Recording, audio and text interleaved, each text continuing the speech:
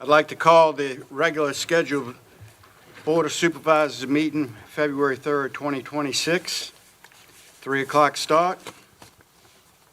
And with that, Mr. Williams, would you lead us in a prayer, please? Let us pray. Gracious God, our Father,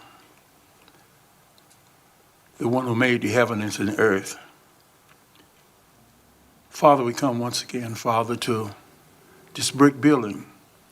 Father, in what we call courthouse. Father, once again, we are here at Saluda, Father. And we all are praying, Father, that the difference in the things that we say and the things that we do and the things that we believe in, Father, treating each other like we would want each other to be treated. Father, we thank you for the things that you have left out for us, Father. You left us a guideline on everything in life we need to do. Father, we pray that we all can abide by that guideline, Father, because in that book you say if the blind lead the blind, then everybody would end up in a ditch. Father, we're in a time now that we don't know. Father, we really don't know, or we'll follow anything. Father, and we pray that we can grow and do things together that'll be uplifting for Middlesex County, Father, and your name, that it can be respectable throughout the nation, Father, that this little county can be more, something that all of us can be proud of, the way we look, the way we talk, Father, the way we get along. And we pray everything, all our prayers. In Jesus' name, we all do pray. Amen. Amen. Thank you, Mr. Williams. Ms. Riccardi? I pledge allegiance to the flag of the United States of America and to the republic for which it stands, one nation, under God, indivisible, with liberty and justice for all.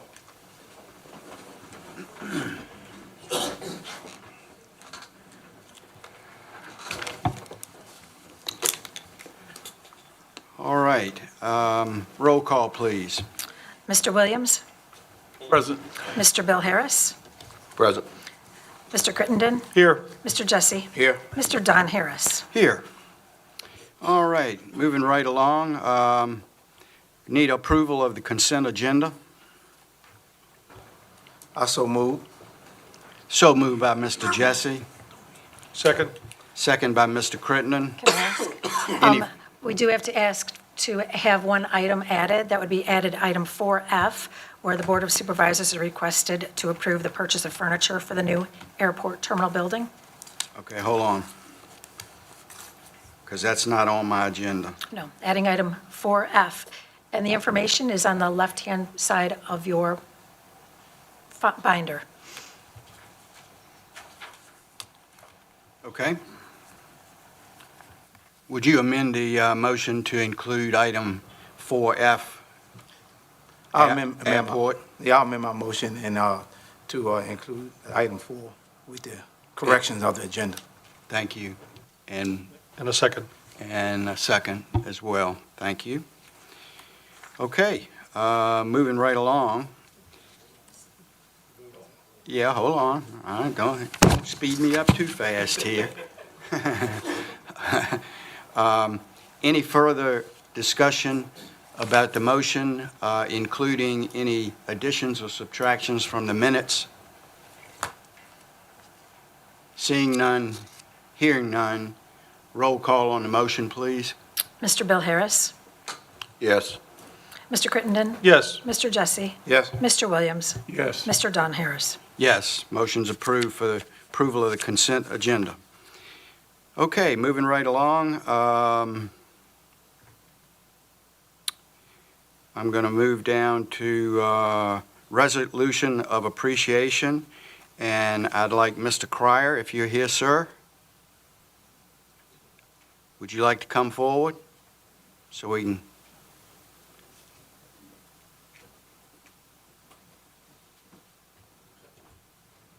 Thank you for coming. Mr. Walker is going to read. Please.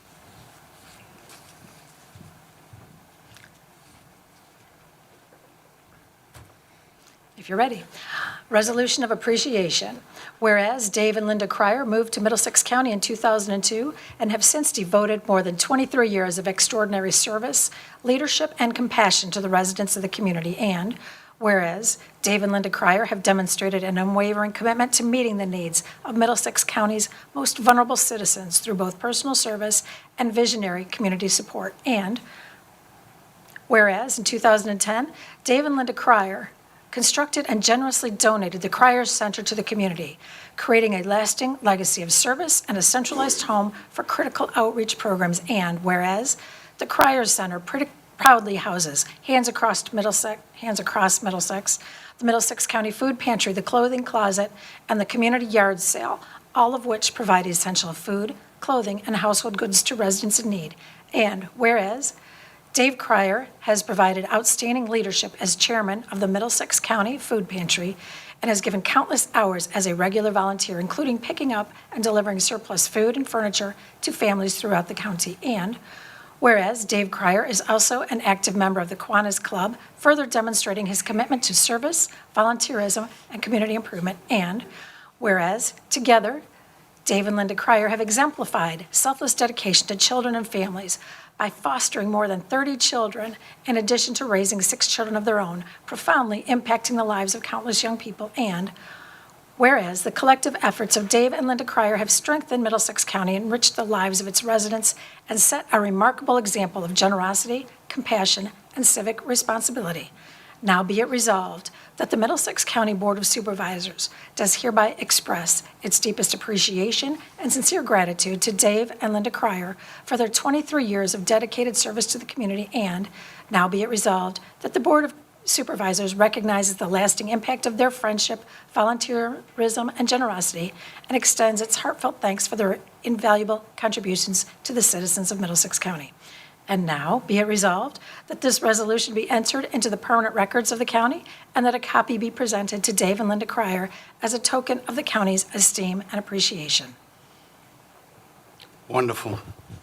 My words won't be as impactful, but I would like to recognize that Mr. Cryer, and your wife's not here today, correct? No, she couldn't make it. Sorry to hear that. Please extend a warmest welcome to her as well. You're been a tremendous asset for the county, and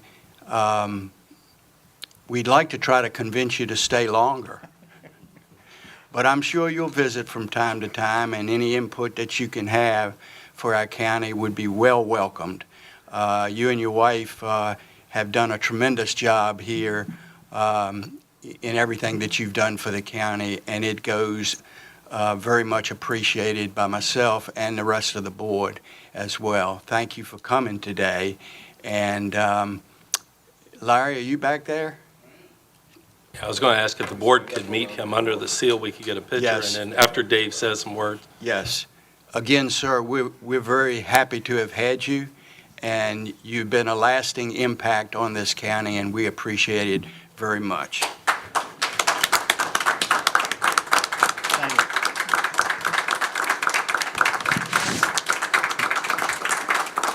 And now, if you'd be so kind, we'd like to get a quick picture if we could. Come on, board members, let's go.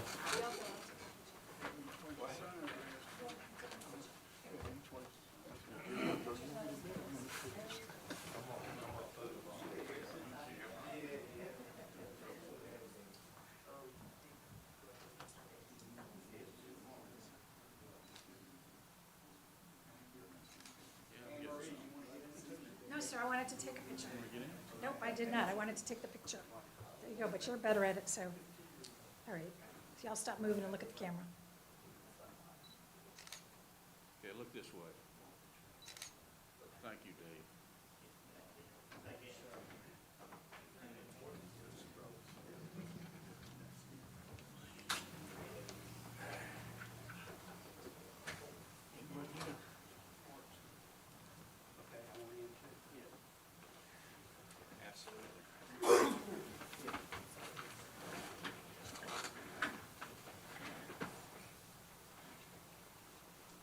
Go ahead, Tom. Mr. Chairman, before we move on, could we have a motion regarding the resolution of appreciation, please? Okay, why don't you make the motion, please? It would be appropriate for the board to make a motion to adopt the resolution of appreciation of Dave and Linda Cryer as presented in your packet on page 47. I so move that motion. So moved by Mr. Jesse. Thank you, sir. Need a second? Second. Second by Mr. Bill Harris. Thank you, sir. Any discussion? Didn't think so. Roll call, please. Excuse me, Mr. Crittenden? Yes. Mr. Jesse? Yes. Mr. Williams? Yes. Mr. Bill Harris? Yes. Mr. Don Harris? Resounding yes. And with that, again, thank you, sir, for being here today. We appreciate it greatly. Okay, we have some other recognition, and I'd ask Mr. Kretz and Mr. Longus to come forward with that.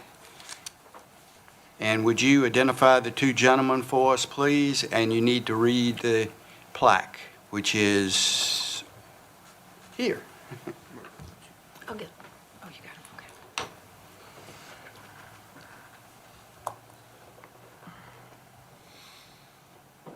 okay. Good afternoon. Mr. Boyd, John Boyd is with us today. Mr. Dosel couldn't make it today to the meeting, but we'd like to recognize Mr. John Boyd. Come forward, sir.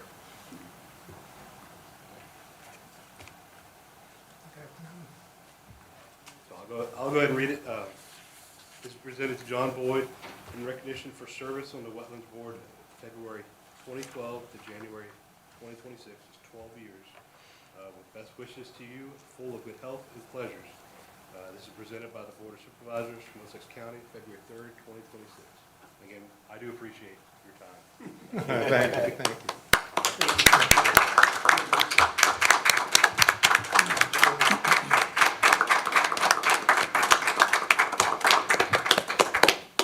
you. Larry, you want to come forward?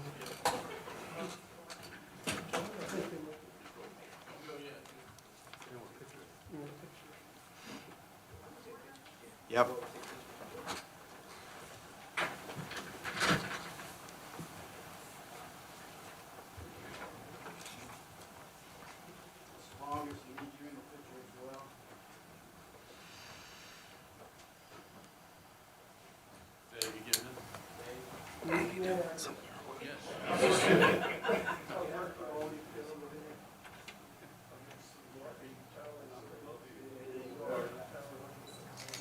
Okay, nice smiles and break the camera.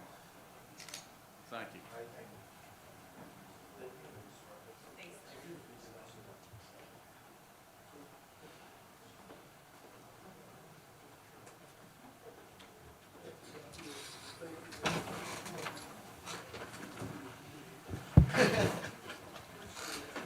All right.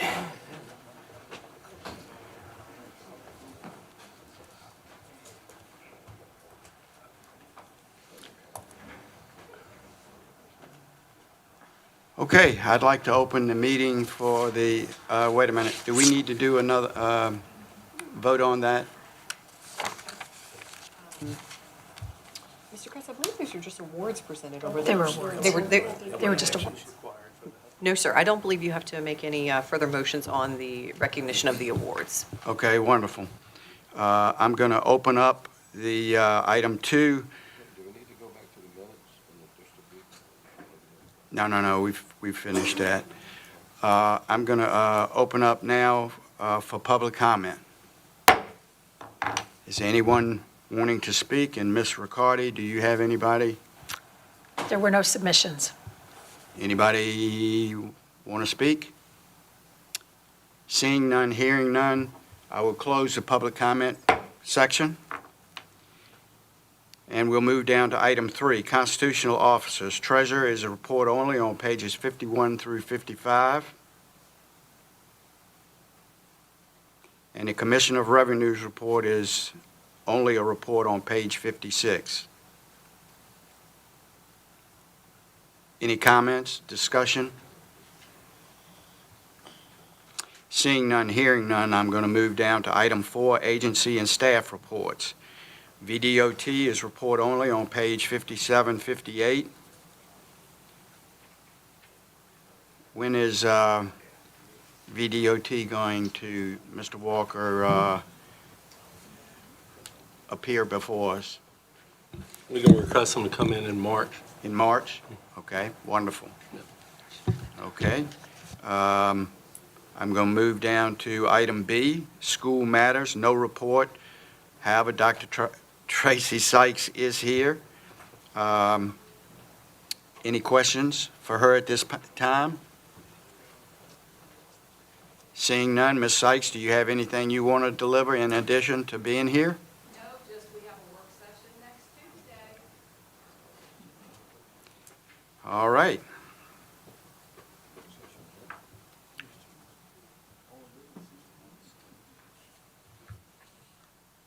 I'll have to look at my report. Next Tuesday, that's a work session with the board and the school? Yes, Is that correct? that's correct. And what time is that meeting?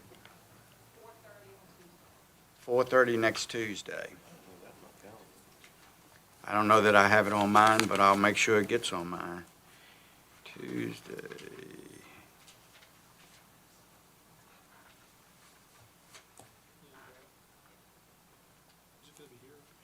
Yes, it'll be here, correct, Ms. Sykes?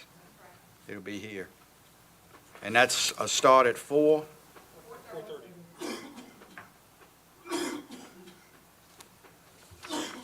All right, wonderful. Okay, moving down to item D, social services, and that's a report only on 59 and 60.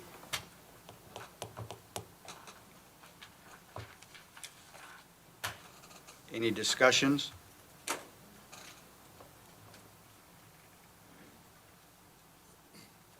Seeing none, I'm going to move straight into item D, 4D, planning, annual update. Mr. Kretz. Yes, sir. Good afternoon. I don't see the report on the screen there, so hopefully it'd be better if somebody could pull that up so we can follow along.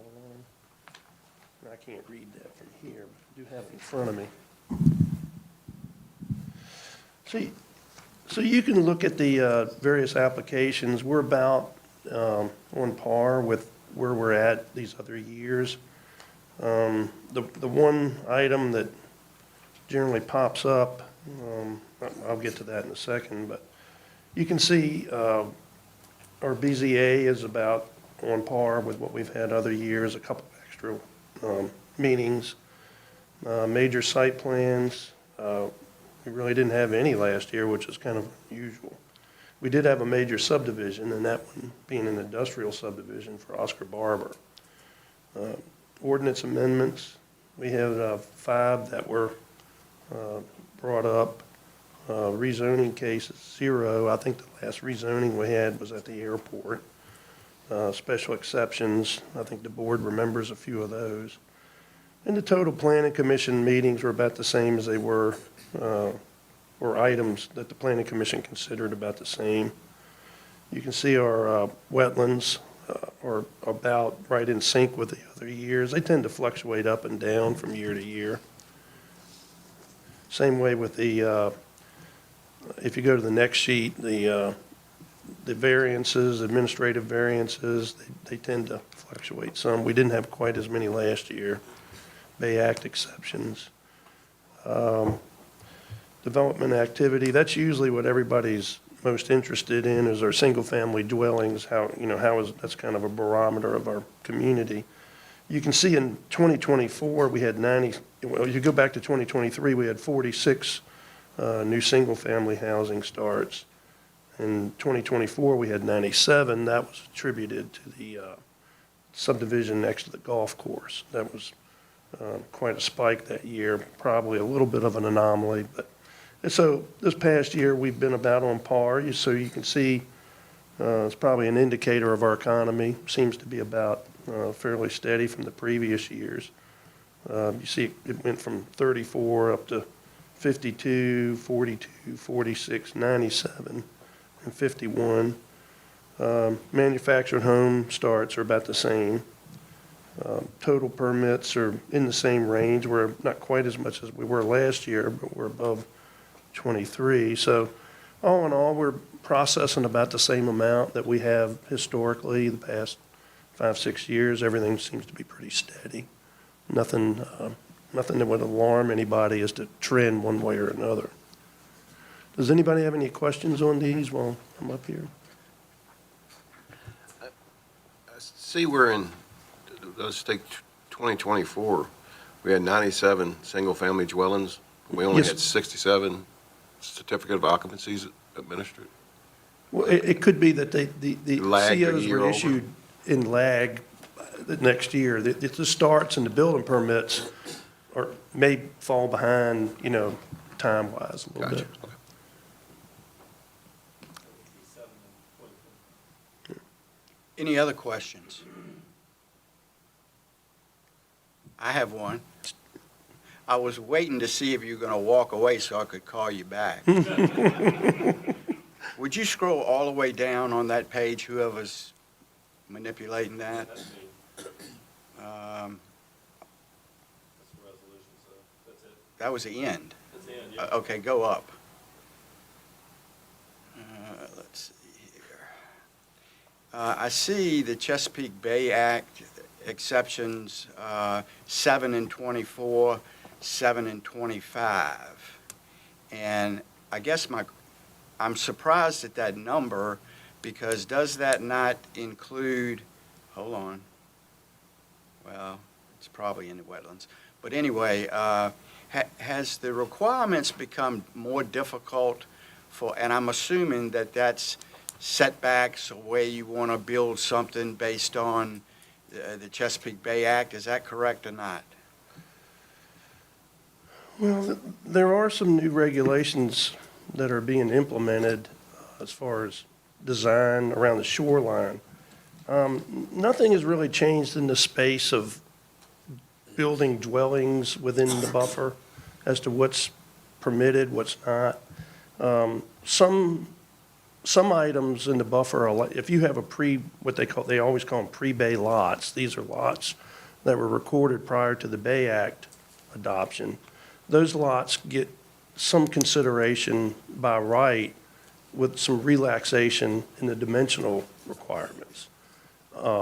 When you can't, and those, you have to build those under certain parameters. They can't be any closer than, say, 50 feet and that type of thing. So then you have redevelopment. So there's certain trip points that send it out of staff space and into the space of the Board of Zoning Appeals. Let's say somebody tore a home down, and if you built it in the same footprint, you'd be able to do that by right. But let's say you wanted to add or get closer to the water by 5 feet, and you wanted to add, let's say 500 square feet to the home. You would not be able to you wouldn't have the ability to administratively approve that. So it can only go to the Board of Zoning Appeals for review, and they have findings of fact that they're supposed to, find to meet to approve it. So there's all kinds of different Bay Act, and some of these can vary back and forth from year to year as to the conversation and the path it depends on how much resistance the homeowner wants to deal with going through these processes. So sometimes they'll walk in and if you say, well, if you keep it in the same footprint and you keep it the same distance from the water, I can approve it and you have a building permit within weeks. Whereas if you want to exceed those parameters, then you have to go to the Board of Zoning Appeals, and it makes it much more. So some of those go back and forth from year to year. Sometimes it's hard to gauge which direction the public wants to go. It's a case-by-case situation. So I would say all in all, our Bay Act applications are about the same. They fluctuate from year to year, but there are some things coming that are implemented now deal more with the shoreline and the near shore that deal with the Bay Act, that are making it a little bit tougher. We can go into that a little bit. There's going to be some new code that you'll have to adopt to deal with that. And while I'm here, I'll speak on that. Mark's currently been working on that particular ordinance, and he sent it off to DEQ for the first review. We seem to be good boys and girls. We've gotten ours off earlier than most localities. There's only one other locality that sent theirs in, so we seem to be doing well in that space. So anyway, that's supposed to be actually adopted by now, but DEQ's found some glitches in their own code. They're going back and reviewing it. And we should be getting feedback on that. But sometime this year, we'll prepare a better report that's going to deal with all the ins and outs of that ordinance and what it's going to require. So it is a little impactful in the near shoreline area. Yeah, I just, with everything that's going on with the bay and a variety of things, I just wanted an explanation of that, because I would have expected that number to be higher. Well, nothing's changed in the space of dwellings. Okay, That code is basically unchanged. wonderful. So that's just a yearly fluctuation. Thank you, Mr. Kretz. Any other comments or questions? Thank you, sir. Yes, sir. Appreciate it. Yes, sir. Thank you.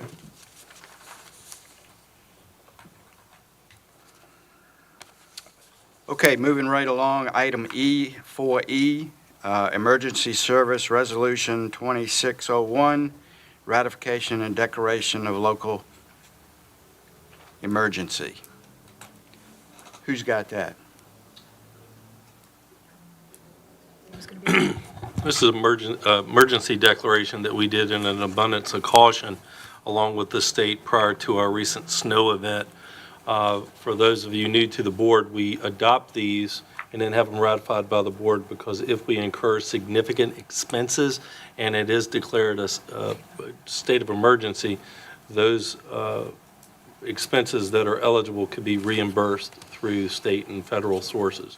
So we have gotten in the habit of declaring these emergencies along with our state to make sure that we have them in place at time in case we do need to seek reimbursement.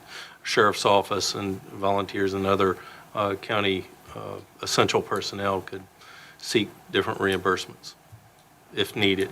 I'm not aware of that we had very significant expenses during this last event, other than staff time. I don't recall this over the last couple of years. Do we ratify that every year? Well, you ratify it after the fact if we do it prior to. Okay, So that's what we're seeking this time. I got you. All right, a motion would be ordered to approve that. I'll make that motion. Second? Second. Second, motion made by Mr. Jesse, second by Mr. Crittenden. Any further discussion? I would just like to say, at our meeting, we were blessed, because it could have been worse, and you always expect the worst and hope we don't have it, and we were just blessed in Middlesex. And, all right. Absolutely. Okay, no further discussion. Roll call, please. Mr. Jesse? Yes. Mr. Williams? Yes. Mr. Bill Harris? Yes. Mr. Crittenden? Yes. Mr. Don Harris? Yes, motion is approved. All right, moving down to an item that was added to the consent agenda, and that is the airport. Mr. Lewis? First of all, I'm going to apologize to the board. I just didn't hit the send button in time Okay, to Anne Marie. no problem.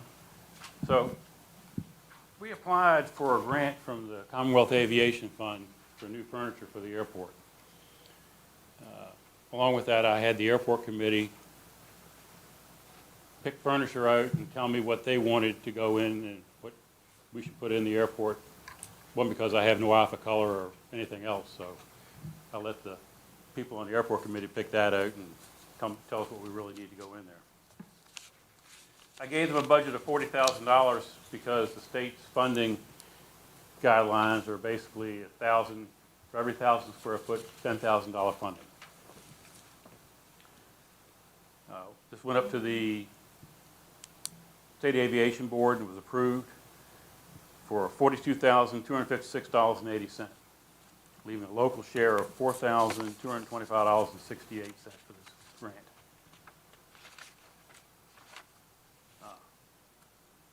The list that the airport committee gave us was $47,000. Now, what we're asking for is guidance from the from the board of how you want me to proceed with this. I've had some discussions with some of the board members, and if you wish me to cut, I can do that very easily to fall in line with the state budget. So I guess the request would be for the board to authorize staff to purchase furniture for the new airport terminal building up to the amount authorized by the Commonwealth Aviation Fund of $42,256.80, with a local share of $4,225.68. All right?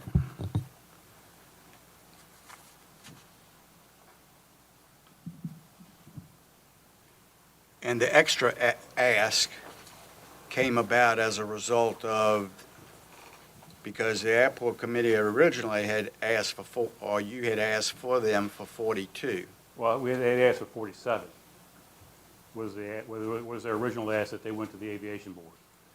The aviation board only approved $42,000. Okay? And now is there a change of mindset on that? I don't think there's a change, from the airport committee's standpoint, I don't think there's a change in mindset. From my standpoint, I gave them a budget of $40,000. So, And you're looking for approval of the budget for 42. 42,256, that's what the state grant was. I gave them a ballpark estimate of, I said 4,000 square feet, $40,000. Is there a motion to approve the 42,256.80? What is the extra 5,000 up there, adding on? It's, is this mic on? Yeah. I think it's me. It's, there's two rectangular tables for a total of $1,016.88. 2 chairs for a total of $940.24. And 2 recliners for the pilot lounge for a total of $3,888.66, for a grand total of $5,845.78. In my understanding, well, the 42,256 that we're looking to approve today would put the building in pretty good shape It would put the building with in pretty good- extra equipment, Yes, sir. if I'm correct on that. And we can always come back if there's additional funding that we might want We to certainly do can. over and above that. We certainly can. And plus, I'm planning on going up to the state salvage area up on Darbytown Road to see what I can find up there to go into it. Okay? That was my question. Okay, you want to make a motion? Yes, I move that we approve the request for, what, 42,000 and 256.80. 256.80 to purchase the, Yeah, Funding for, for funding for the equipment, the furniture. correct. Is there a second? That would then leave the county on the hook for 4,268 That's correct. cents, correct? It's a 90-10 funding. Right, right. Yeah, second. Motion made by Mr. Crittenden to approve the 42,256.80, and second by Mr. Bill Harris. Any further discussion? Seeing none, roll call, please. Mr. Williams? Yes. Mr. Bill Harris? Yes. Mr. Crittenden? Yes, Mr. Jesse? Yes. Mr. Don Harris? Yes, you. motion's approved. Thank you, sir. Anything else you have? Well, we've got pictures up on the board that I took this Sunday of the airport, of the new terminal building. You'll see the paint, they've pretty much painted the inside of it. They should be out there right now hanging a drop ceiling. So this was as of Sunday. That's the pilot lounge right there you're showing pictures of. And that's the kitchenette, and it's looking into the mechanical room. That's the mechanical room. That's looking down the hall from the pilot lounge back into the building. I would encourage anybody that hasn't gone down there to look at it to make a trip down there. Pictures are pictures, but you really don't get a full scope until You see it up close and in front. Yeah, and you can see right there, you'll see where the attendant will sit, the counter space.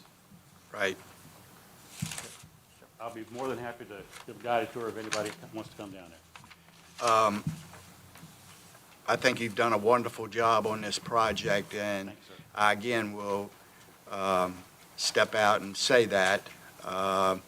And you've managed it very well, and you've managed it to the expectations of what the county wants and how we want it to be there. Thank you. Last question I have to you, where are we with the surplus old building? Is it still there? It is still there. We'll be in that building until we get the occupancy permit and get everything moved over to the new building. Okay, I wasn't sure what the time frame of when y'all were Right. gonna move that or whatnot. Okay, But we've had a trying cold snap going through there because the heat yeah, does not like to stay on in there. right. Thank you, Mr. Lewis. Thank All righty. Regular agenda items, VA 250 committee sponsorship request, Trent Funkhauser, Good day, ladies and gentlemen. and your contingent. Yes, indeed. Yes, I have Mrs. Ms. White. Posada White, I think many of you all know, of course. Good to see She you. is the current chairman, probably the forever chairman of the Virginia 250 Committee here in Middlesex. She also wears many other hats that I won't get into, but primarily with the Middlesex Museum. Yes, And then additional moral support that don't wish to come forward just yet unless they're called upon, that's up to you, Mr. Harris, is Mr. John Collimore with Colonial Seaport Foundation and, of course, the Luna, and Miss Marilyn South with the Middlesex Museum and Historic Society. So the county administrator was kind enough, I'm going to be very brief, was kind enough to bring up my memo, and if you could slide it up just a little bit. That last paragraph, well, not that far. That last paragraph is really the only thing that matters on my behalf in the Virginia 250 Committee, and then the recommended motion or actions that we would like to take. I have been remiss in reporting to y'all regularly about the activities of the committee. You get that intermittently through some of my staff reports, but we haven't really talked about that except during budget time and maybe some EDA discussions. So I'm going to provide a handout that has a couple other edits that we missed. But Ms. White would like to address that kind of as a prelude to talking to you about this particular request and why we're standing in front of you today. Good afternoon, everyone. welcome, Ms. White. Thank you so much, and You have thank the you for podium. hearing from us. You appointed this Virginia Middlesex 250 Committee a couple of years ago, and we have been more than busy. What Mr. Funkhauser is sharing with you is a list of the many, many programs that we have conducted on behalf of Middlesex 250. I think there are at least 10 programs over several years, and we've just been really, really busy. We've had huge crowds for those programs, and to date, we had not come to you for financing. Our member organizations, you will recall that Middlesex 250 is composed of representatives of the Colonial Seaport Foundation, the Deltaville Maritime Museum, the Heritage Committee, the Middlesex Museum, and I probably forgot that. Anyway, there are 5 of them. I may not have said all 5. And so those organizations have financed what we've done so far. We did go out of the county and we were able to seek funding for last year's and receive funding for last year's Juneteenth program from Virginia Humanities. And so we had that assistance.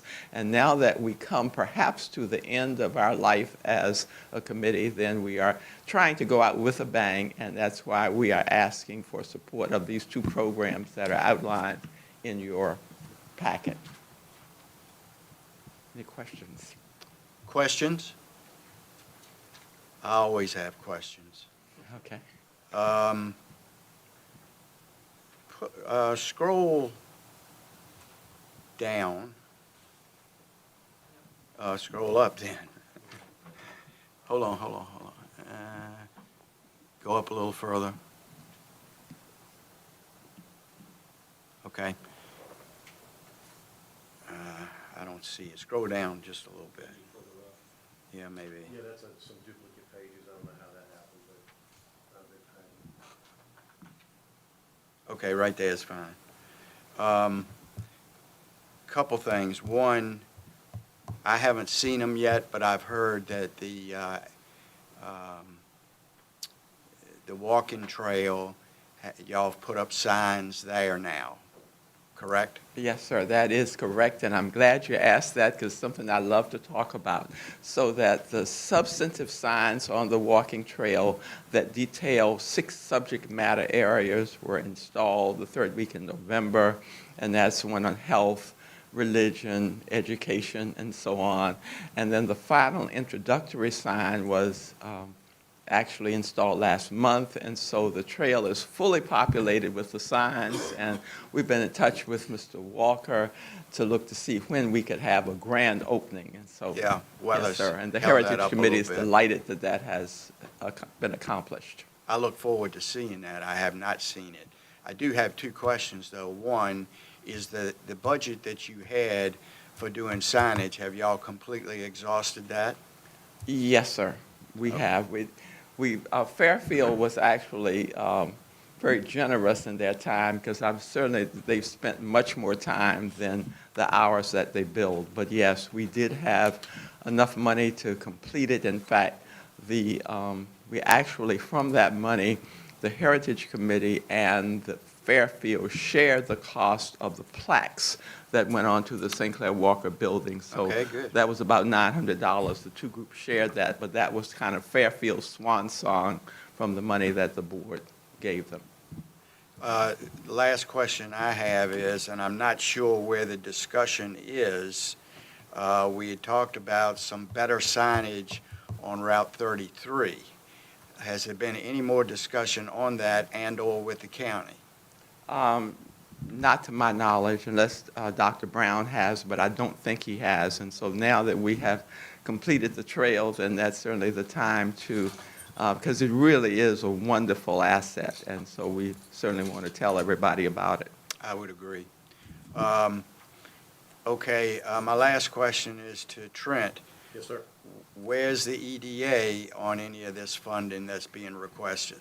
So, again, the reason we're sitting here is last resort, if you will, because the committee has done quite a good job of, and this is in cooperation with the museums, the Historical Society, Genealogical, whoever has contributed to the local committee efforts, they've done this through no funding request other than what we receive to promote tourism and what y'all provide to the museums of Middlesex. And then, of course, we cover the heritage side. So this is all interconnected, but at its core, they've been able, when I say they, these folks have been able to conduct all of the activities with some minimal expenditures from the EDA. We provide staff support, and then we publicize all these events through Virginia's River Realm, et cetera. So in this case, we just didn't have funding, and this is the first time we've kind of done some larger programs that really required some expenses that could not be covered by the respective museums. But they've done a great job over the past 2 years, as evidenced by that list. I don't know if that answered your question, but the EDA has a 30-day waiting period. We just put this on the agenda last month. We changed our meetings to the second Monday of every month in the evening. And given the timing, I just needed to get this on the agenda after I discussed it with the county administrator. So I appreciate y'all even considering it. The way I've kind of phrased it is a kind of a challenge. We're looking for funding for 2 speakers, but recognizing that we'll have some other events leading up to July. If y'all would be so kind as to kind of make this a challenge, if you will. If y'all would fund up to $5,000, I believe the EDA will fund up to $5,000, but if you style it that way, they're going to have to match whatever y'all approve if we're smart about it. That didn't come off too. You sure you're not a politician? You sure you're not a politician? No. I might have stuck my. Because you danced that and skirted that pretty good. But again, given the time, and so whatever y'all would be kind enough to provide, and again, any funds that were left over, because we're still trying to refine the different aspects of the budget, and that's why one of those attachments was just some cut and paste that I put for a separate application that was not funded. But we'll continue to use that type of information. And both of them are very recognized on their subjects, and it would be good fit for Middlesex. And I didn't mention this also, and I apologize if you did. There'll be school assemblies following these presentations also. So Ms. South and Ms. White have been carrying the lion's share of that. Ms. White started with Ms. Whaley, and then Ms. South's been working with Mr. Lawler to try and get him here. But both of them are prepared to do assemblies, and Ms. South's already kind of done all the advanced planning with the school superintendent's office on that. Yeah, Dr. Byron Bishop is on the board of the Middlesex Museum. He's worked very closely with us to prepare the students so that for both topics, the students have had the classroom preparation so that they can be receptive to the speakers that are set to address them. Yeah, so it'll be a general event, public event, like we've done in the past. When I say we, the Virginia 250 Committee, because I certainly have not done that. Again, our role has been staff support and publicity, and that's the easy part to do. Right. Registering on the Virginia 250 website, so we try and cover all that. But they, meaning the museums of Middlesex and the other affiliate type groups that do those types of programs, they've done a great job. Okay. And so because y'all haven't met, We'll meet next Monday. okay, So they were very receptive, and Ms. White's going to be at the EDA meeting. But again, they have a standing policy of waiting 30 days. okay, So that's going to put us into March if I waited for the EDA to make a complete decision. So I kind of had to figure out a way that I could approach both bodies concurrently. So And it you was- had it was to find- on the EDA agenda then for January, Yeah, it and was so on the this will EDA be their agenda, second and they have time. a 30-day waiting period by policy on any grant request. Okay. It's a business improvement because they want to make sure that they're not missing anything and give a chance to kind of vet it. But this is relatively simple, but they wanted to maintain that policy. okay, So I they're got you, expected to take action Monday night. okay. And I heard by the grapevine, they wanted to see what we do before they decided what they would do. Again, I might not have artfully described that, so we'll consider it a matching challenge amongst friendly people. Okay. Board members, just so you know, if you decide you want to make a motion to approve that, I think we do have in our miscellaneous income account enough to cover that. Am I correct on that? That's correct. Wonderful. All right. What's your pleasure? I'll make a motion that we approve the $5,000 for the, I guess, the speakers for the Virginia 250 committee. Wonderful. Is there a second? Second. Motion made by Can I Mr. clarify, Jessup. was that up to 5,000 or was that 5,000? Yeah, if we could do it 5,000, and we encourage the EDA to match said funds. Okay, thank you, Yes, sir. did. And in a second by Mr. Crittenden. Any further discussion? Well, I just have one question. Has the committee, I don't want to put him on the spot, but has the committee talked to Larry about, as far as I'm concerned, he's like the foremost historian in this county. He's a wealth of information, and I was looking on here, I didn't see him listed anywhere in here, but We haven't had Mr. Cheney do this particular program, but I'll rely on these folks because Mr. Cheney certainly contributes on a regular basis. And Absolutely. And he's been a consultant to all that we do. We call on him all the time. that's great. Yeah. All right, thank you. Excuse me, but Trent did this, but Larry was involved. It's not on that list. Right. And it was a 250 event, decided we adding that on. But he spoke in conjunction with Essex County and Bob Pritchard. The Middlesex Resolve, was it? I appreciate you saying, I'll do anything I can. And he has. Yeah. Yep. I don't need to come to all these. He's on the list and gets the information, but again, I know he's a busy guy. his presence is always felt. If I might use this occasion to just mention that there is the 250 exhibition downstairs, and that's the 250, the courthouse committee, and Mr. Tuning has been a part of that, along with Dr. Pritchard, Ms. South, and Holly from the museum and others, and so we certainly are happy to have that downstairs. Thank you. I try to mention that every chance I get, too, that if you haven't seen it, you ought to go downstairs and look at it, because it is done quite well. Okay, for a roll call for the question, next time we want the EDA to make a recommendation before we make a recommendation, just as a housekeeping issue. Attempt to do so, that's what was awkward about the timing. Okay, And again, if I may, yes, if you could style that as $5,000 and we encourage the EDA to match that amount, I would appreciate it. Okay. Yeah, But that's up to you, sir. yeah, I would like to. you don't need to amend I that mean, because okay, that was it's part of already the motion. Okay, Okay. right. I just wanted to make sure 5,000 we and. That was part of the motion. Okay. We didn't put any stipulations on it. appreciate that. If the EDA doesn't do this, I would just recommend you not come forward This is probably true. if they decide to do something different. Right. And be patient with me. So does the motion include $5,000 for the speakers, and we encourage the EDA?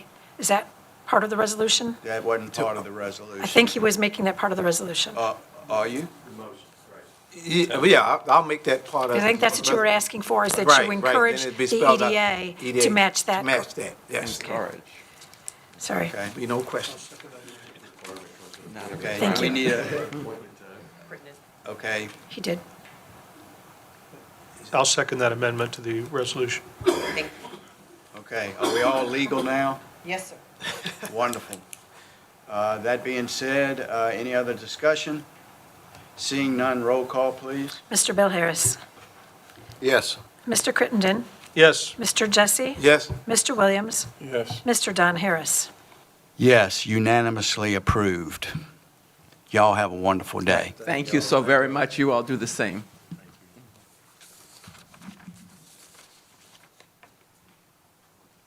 Okay. I'll move down to 6B, Budget Supplemental Request 20026, 007, Annual Fire Department Aid, 74 and 75. That's me. That's you. That's me. We receive funds every year, as you know.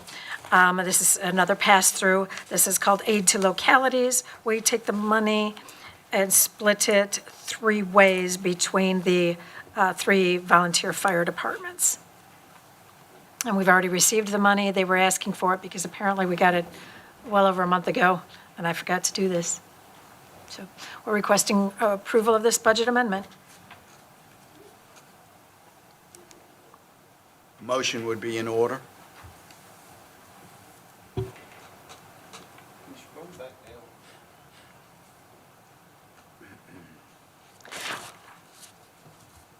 The letter that he's showing, that's the letter that goes out with this $18,000 to each of the 3 fire departments, so they know what they can spend it on. I think I know what you're going to ask.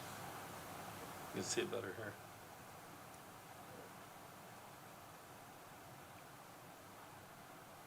First year it doesn't get asked. What's the question? Was there a question? Oh, you said, I thought you, Well, every year we're asked, where's the middle peninsula? I mean, Middlesex Volunteer Fire Department, or Urbana Volunteer Fire Department, whatnot. Town flows their money. Town. They get their own. okay. That's how that works. because it's full. Okay, a motion would be in order. I'll make a motion to approve the budget supplement request. And this is kind of a pass-through. This is completely a pass-through, Completely yes. pass-through. Yeah. Second. Motion made by Mr. Jesse, seconded by Mr. Bill Harris. Any further discussion? Seeing none, roll call. Mr. Crittenden? Yes. Mr. Jesse? Yes, Mr. Williams? Yes. Mr. Bill Harris? Yes. Mr. Don Harris? Yes, the motion is approved. Okay, Anne Marie, I think you're still on the discussion part with budget supplement request, tuition reimbursement, item D. What? Letter C comes first. Oh. Okay. We'll go ahead with letter C then. Start with letter C. Who's going to volunteer to do letter C? I'm happy to piggyback as a group effort here, Mr. Thank you. Chairman. Before you is an appropriations request for our bond council. As you know, the board authorized $1 million loan to your EDA for purchase of a property called Project Access. They intend to have a public dock installed down in Deltaville. Bond counsel represented you and the EDA in that matter, as we often do, and this is the cost for the legal services for preparing those documents, presenting to you. It was a very complicated deal. There were a lot of nuances, to put it politely, to the deal, and there was a lot of last-minute requests, and this is the cost of those legal services, and it's staff recommendation that you approve it. Happy to answer any other questions. Is this the cost for the county and the EDA? All of this Yes, going? sir. Essentially, the lines became very blurred, given the complexity of the real estate deal. Yes, sir. The answer is yes. It covers both sides. In fairness to our bond counsel, who also works with the EDA, it would be almost impossible, given, I will say again, the nuances and complexity and the amount of attorneys that were involved, to piecemeal. Do you know what I mean? Like, it was a discussion with Dan Siegel, and it was very difficult to delineate when he was wearing an EDA hat versus a board hat, a BOS hat. I would say, though, the majority of the time, Sands Anderson was ensuring that the county was protected, given just the uniqueness of the deal. And if I may add, it looks like these invoices were for May. It started back in May, so it was hours served in May, June, July, August, September, October. Yeah, really through October. So there were 5 months' worth of attorney invoices. It was it looks like you said, it looked like it was a very complex project. It was.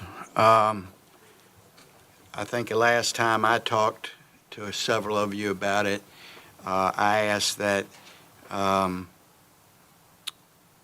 Sands Anderson be informed that the board thought that numbers were a little high. I'm not sure who's doing that or why you're doing it or how you're doing it, but they need to hear that too. You follow me? St. Anderson's writing a letter, it's $4,000. Yeah, right. Okay, a motion would be in order. I'll make that motion. We got to pay our bills. Got to pay your bills, I County know. budget subject request form FY 2026. But you can complain while you're writing the check, too. 008. You're right. All right. Okay. Second. Motion made by Mr. Jesse, thank you, sir. Second made by Mr. Crittenden, thank you, sir. Any further discussions or questions? I got a question. Yes? It seems like for the EDA to get the money, it's costing us $35,000. Yes. So for me to loan you money, Heather, I gotta pay to get it. I'm just, Yeah. it sounds kind of strange to me, you know. It does. I mean, I just, I understand the number is a bit of it could be taken as a shock, but I feel as though Matt should join in on this conversation too. I want to be careful. I want to stress again that your EDA presented you with this proposal, and the board supported it. And if I haven't said it enough, I will say it again. It was extremely complex, albeit many items last minute. And so the bill is reflective of the level of involvement that's necessary to facilitate it. I respectfully, Mr. Chairman, Matt, I'm going to ask you to weigh in here, because I want to be really careful here, but if you want me to say it again, I will say I think you're doing fine. I'm just going to watch you for a while. your EDA presented you with, this is a contract that they negotiated, and it is, I think, a little unfair to, I'll leave it there. I'll leave it there. I think that Sands Anderson had a very difficult real estate contract to navigate through, and there were a lot of attorneys, and there were some serious demands made with very little notice. And so there's a cost to telling people to jump as quickly as we ask them to. Who holds the title insurance? Matt, do you know who has the title insurance? I do not know. I couldn't, I would imagine I'm not gonna be EDA. able to do anything with this, I'll find that out. I mean, I just Trent, don't. Trent, yeah, the I was gonna say- politician's coming back to the podium. We have full insurance in terms of title insurance that was purchased as part of the closing. And that is And under then the also we EDA? have full insurance on the property itself. EDA, So the title The EDA. insurance, the title insurance is under the EDA. Correct. the property owner. Yeah. So, We have no involvement with the property owner once that property was deeded to us. So that's the, part of the complexity was, Thank you, Trent. Yeah, I was like, I forget. part of you the were here. complexity was the property owner of the marina was the one who was the master purchaser, if you will, for lack of a better term. And then concurrently, once they closed, we pulled the 3 parcels from them at a pre-agreed price. So there were multiple attorneys for Norview, the purchaser of Norview, the owner, the county, EDA, the real estate attorney that the EDA retained.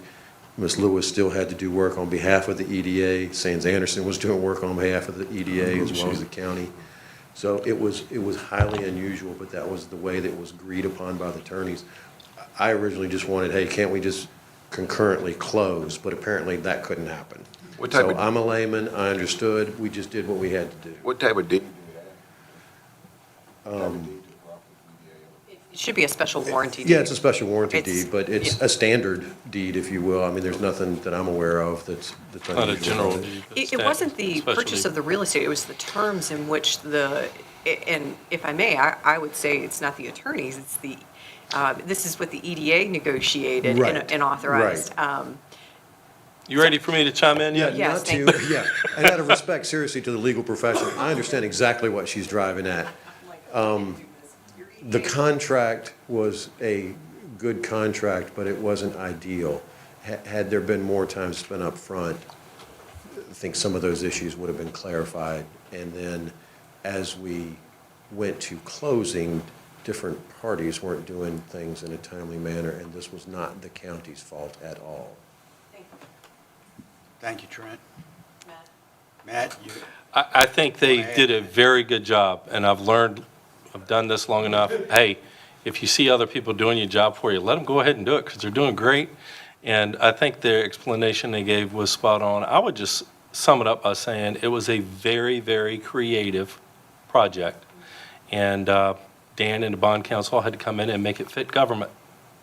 And kind of chiming in on what Wayne said, paying our bills, this costs of doing business. yeah, yeah. But, and Sands Anderson is hot, and I complain a lot about that, so I'll be happy to complain again, Mr. Chairman.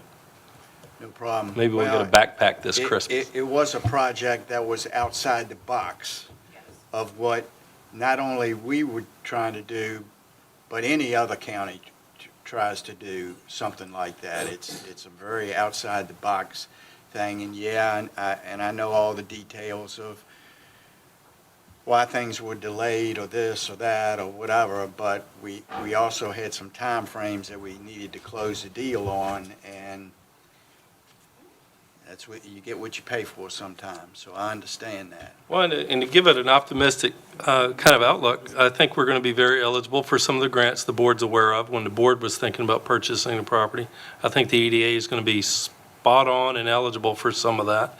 And I'm very confident in the next couple of years, you're going to see potentially some property purchase reimbursement come our way through those grants. I mean, I don't want to be overly optimistic, but it looks good. Of course, you know, you never know these days, but they're doing a good job and putting forth a great effort to get those grants.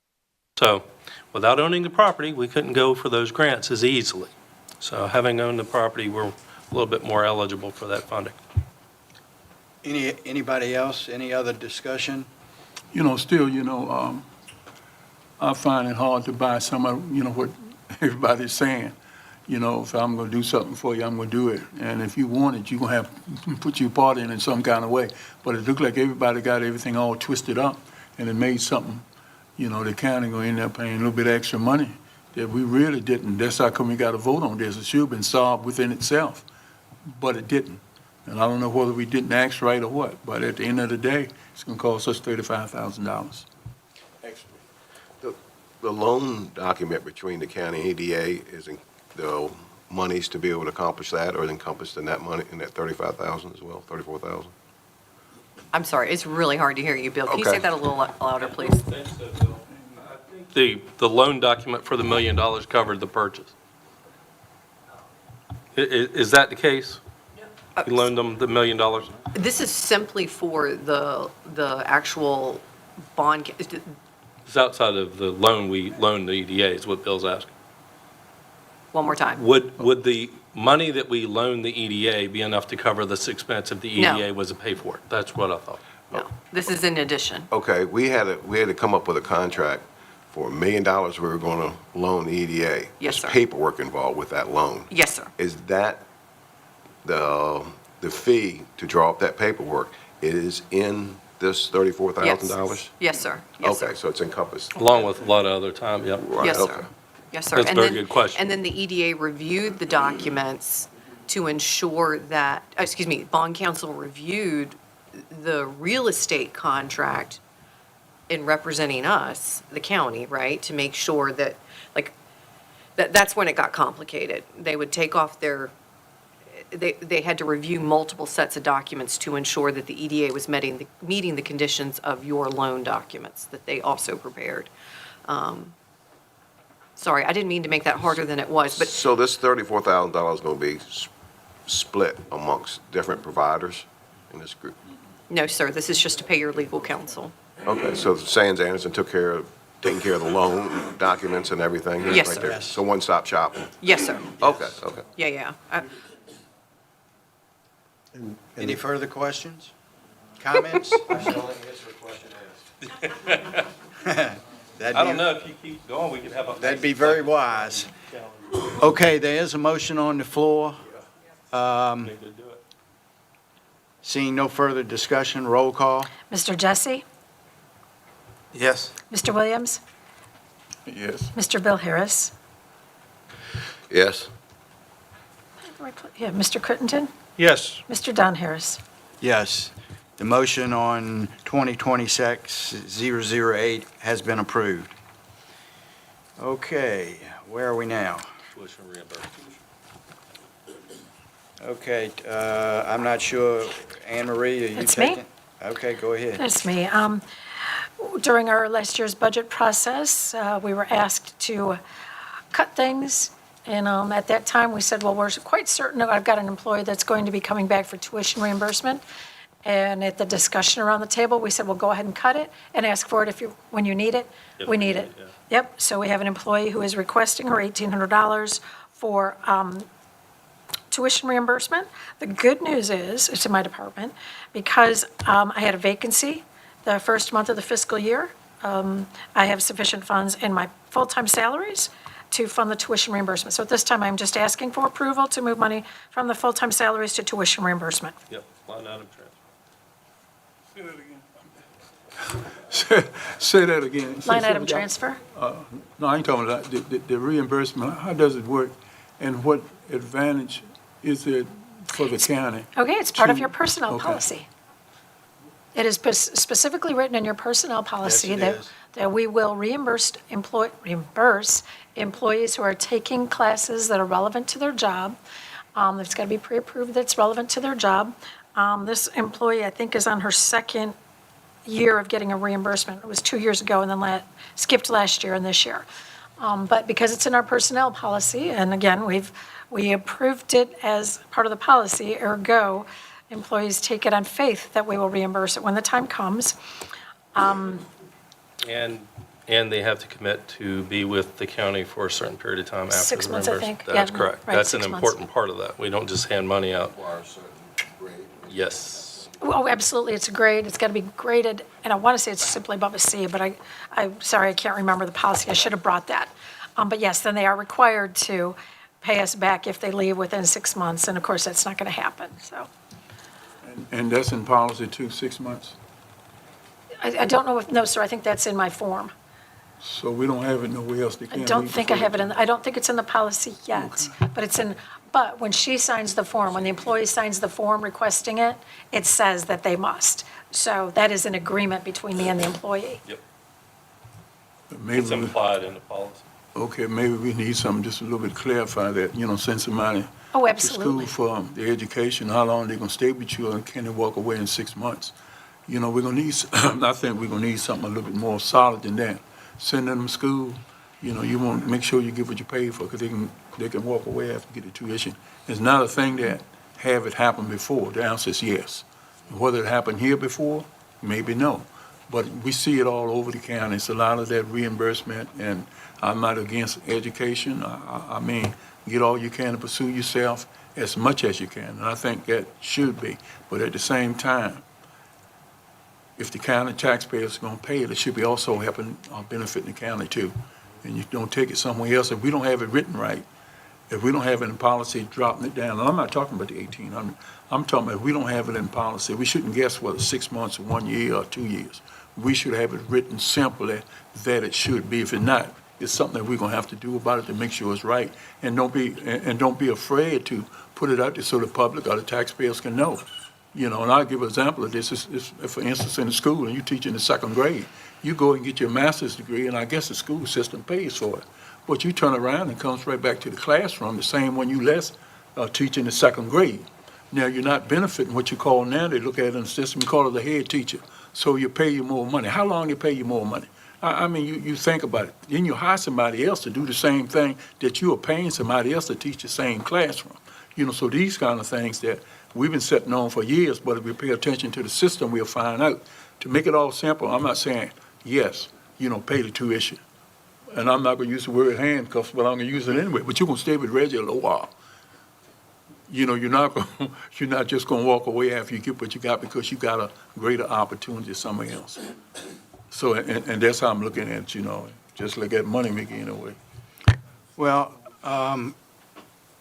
Anne Marie, if you would look into that just to see if there's some cleanup that needs to be done on the verbiage. Oh, you please me no end. I've got two, if you've been in my office lately, you'll see my top two projects are our purchasing policy, that's got to be fixed, and personnel policy, and it specifically does identify that I want to clarify that. So you are not wrong, so appreciate you saying that, because I didn't have to. Thank you. Wonderful. You're making it easy, appreciate you. Okay, I don't think we have a motion. So a motion would be in order to approve the tuition request in the amount of $1,800. So moved. Second. So moved by Mr. Bill Harris, seconded by Mr. Williams. Further discussion? Seeing none, roll call, please. Mr. Williams, Yes. Mr. Bill Harris, Yes. Mr. Crittenden, Yes. Mr. Jesse, Yes. Mr. Don Harris. Yes, motion is approved. All right, moving right along. Citizens' appointments? No, sorry. I'll get there. Thanks for keeping me in check. Surplus items, Anne Marie. Thank you. As you know, we are continuing to clean up junk. This time, we've got a desk, some chairs, and a credenza, and we have no idea where this nice little bicycle came from. But again, people end up stuffing stuff in these rooms, stuffing them in the back, and when we ask who's there, nobody has any idea, so we're getting rid of them at this time. And of course, we can't just get rid of them. We like to get board approval to properly dispose of them. At this time, we've got 5 black desk chairs, a yellow bicycle, a L-shaped desk, a 4-door filing cabinet, which I call the credenza, and another yellow-brown chair. We ask that you declare them surplus, authorizing the proper disposal of them. Okay, just a question before we continue to move on. Would you put on your list of these items to check with the airport to see if they need some additional furniture? Oh, interesting you should say that. We do, for all of this. I sent it out to all directors. Okay. I call them directors, department heads, whatever, agencies, everybody we have, with these pictures before I send it out to you. So one of these chairs was cut out of the picture because it was already nabbed. So we do give everybody a chance to take this before we distribute it. She doesn't send me the email because I'm not allowed to have any more junk chair in my office. Well, I'd suggest you resend a memo to the airport and ask them if that, any of that would be something they'd be interested in. And I'd also like you to send Tracy or Sykes or somebody in in the school system for what they might, if they want any of that in the administrative building.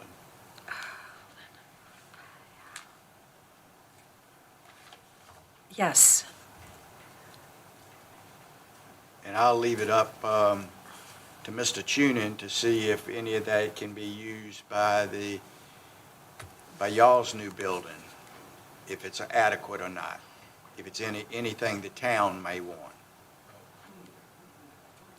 We can't do that? You'd have to surplus it to the town. Yeah, they're not. I mean, you can do it, but you'd You surplus can, you it just to have to the town. surplus it to them. When we're looking at large ticket items here, I understand what we're going through, but we're looking at stuff here that I'm starting to wonder if staff's time is being utilized properly to get rid of this kind of stuff, if we shouldn't. I agree. I mean, on auction here, if you get $100 for the stuff. You're right. I mean, if the I board, mean, I think you're doing the right thing legally and everything else, but there comes a time when, I think the board needs to establish a policy where if it's under a certain amount of money, Yeah. don't bother bringing that to us. Just y'all decide when it's old and can go away. yeah, the staff is very competent, I think, to make these kind of decisions with no problem. I mean, And might I go back to my number one procurement policy? So that is part of the procurement policy. We do not have a disposition policy in my procurement policy, because absolutely, I would appreciate to have some discretion about throwing away cruddy old stuff. Cruddy old stuff. Yeah. And some of the stuff I've gotten rid of has been pretty cruddy. Well, that's on your homework list then, to put, if we need to readdress the verbiage of surplus property, why don't you look at it and see what you think? I would be delighted to, yes, agreed, thank you. Thank you for that segue into my future. Appreciate it. All right, wonderful. Okay, so we need a motion to surplus whatever is out there to be surplus, correct? I'll try to say that I move that we declare these valuable items, authorize proper disposal of them. Okay, I'm sorry? As outlined on page 80 of your board packet. As outlined on page 80 of the board packet. Second. motion made by Mr. Crittenden, second by Mr. Bill Harris. Thank you, gentlemen. Any further discussion? Roll call, please. Mr. Bill Harris, Yes. Mr. Crittenden, Yes. Mr. Jesse, Yes. Mr. Williams, Yes. and Mr. Don Harris. Yes, motion is carried. Okay, item 5, regular agenda items, citizens' appointments. Anne Marie, I have none. okay. We got, Mr. Chairman? Yeah, Yes. Mr. Chairman, I wanted to ask Dave to speak to the wetlands. if he Yeah. could. Go ahead. Thanks, Dave. And if Mark could come forward too, just to kind of keep me straight.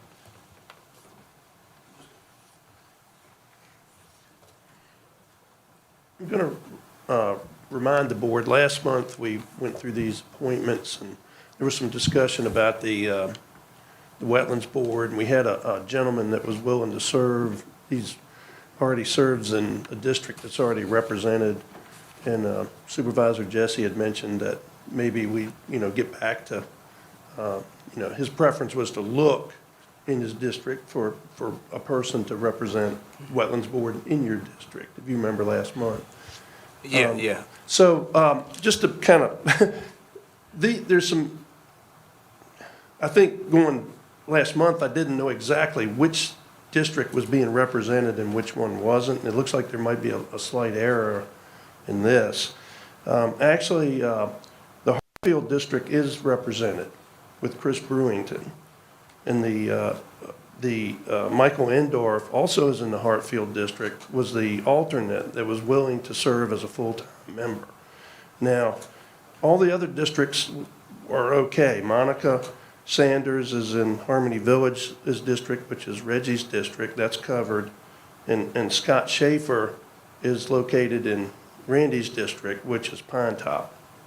So all the districts are covered except for the Saluda district, which is the chairman's district, and Wayne's district. Jamaica District. So I just wanted to clarify that as to, you know, to make sure that y'all knew where to go to look. Because last month there was wasn't clear as to who was where. And also there was, you know, I think there's a discrepancy in the little synopsis prepared for the board. So I just wanted to clear that up. Is there any questions on the Wetlands Board? An alternate, okay? Once there's a vacancy, the alternate becomes a voting member until that? Absolutely, yes, sir. Okay, So he's- so the alternate can't, it's kind of odd there, because the alternate's serving in a district where it's already being represented. Exactly. But what he does is helps establish a quorum, obviously, so and it's- fills a position. And usually the role of the alternate is more when a member's out or sick, or as a backup, not generally as a fill-in for a long period of time. That's not the intent of an alternate. So in the case where this particular board is full, you would have the alternate that would just, he could come, he wouldn't have to be there necessarily. He can show up at his will. He's not a paid member if he's not attending a meeting. He's just kind of laying in waiting, I guess, so to speak. But since there isn't a vacancy, we bring him in. So I just wanted to clarify to make sure everybody understood which districts were not represented, if the board wants to go in that direction, or they can, you know, at the time, I believe Chris Brewington he may have been, was he, when Chris was elected, was he an at-large? Just brought in he was an alternate. He was an alternate. Mr. Schaefer was an alternate also. So we have a few that were alternates that were appointed to full.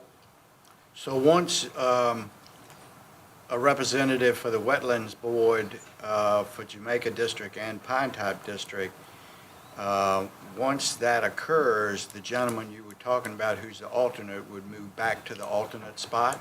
Correct. Is that right? Yeah, once it's filled, he goes back to an alternate position. Right now, he can vote. Correct. for He's a that voting position. member right now. He fills that void, so to speak. Right. So I Okay. just wanted the board to understand that. There was a little bit of confusion last month as to which district was filled, which one wasn't, and that type of thing. So, Okay. and I believe the BZA is vacant. That's correct, I believe, so. I was all working on some people. I've just Okay. been busy, but I'll get somebody in. Okay, and Randy, how about the Pine Top District? Are you working on that? That's actually covered with Scotty Schaefer. Oh. So you're saying this, Yes, So we, yes. okay. Need one from Saluda District? Well, how come that's not listed? That's incorrect. That's why I'm up here. Oh. Okay, who left out of the Saluda District? Who was in the Saluda District? And is that for wetlands? Correct. Nobody left out of the Saluda District. What we had before was Mr. Boyd, who was Jamaica, Monica, and we had Mr. Woody was in the Pine Top along with Mr. Donald. So what we had was two in the Pine Top. I got you. John Boyd and then Harmony Village and Hartfield. So we had a vacancy for Saluda, but it was covered because the way the bylaws are for the Wetland Board, they don't have to be district-specific for a member to serve, unlike the BZA and other boards. Okay. But it's a board preference that they pick from district, or at least as their first choice. Mr. Lofton was there, he stepped down, and I think that's when they appointed Mr. Schaefer to step in his spot. So it's kind of rotated around. And Mr. Lofton's been out for three years. Yeah. So historically, they have picked out of district from time to time. But as Okay. Mr. Jesse mentioned, he would like to have a representative from his district. Last month, he mentioned that. so. Okay. So you need one from Jamaica and Saluda. Right. Yes, sir. Okay. Yeah. So I just wanted to clear that up because there was I'm glad you did. yeah. So everybody understands what's missing and what needs to be filled. Okay. Dave, just a quick question. How many counties around us still operate wetlands boards? Okay, so I mean, if you can't answer that tonight, don't worry about it. We'll be talking I more can about it. talk about the ones that, we know that King and Queen has turned their program over to. I remember talking to Tom VMRC. Swaltroder about it, because that was the last time we Yeah. looked at doing the And same. we believe Essex may have turned theirs over. So we've had discussions internally about, there's also an option of turning this back. VMRC can take this program over. Well, it's a becau- state program that we optionally choose to handle locally.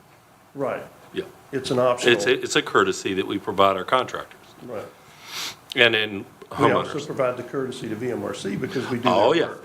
Yep. So that is, we've had internal conversations, that is an option to turn this back over to the state, where Virginia Marine Resources Commission would then in turn be that board and review these through their commission type of thing. So it's an option that we'll probably pursue as far as conversation. I'm seeing more pressure in different directions for our department, that in the future, well, what's happened with the Wetlands Board, when I did it 10 years ago, it was fairly simple. It's become more complicated. You have the living shoreline components. Now you have to prove that if you're asking for a bulkhead, you have to prove why you need a bulkhead. 10 years ago, you just asked. Now you have to show substantial reason why. So everything has gotten more complicated. It's costing staff more time. He consumes more, absorbs more time in it than I did when I did it 10 years ago, because it's just gotten more complicated.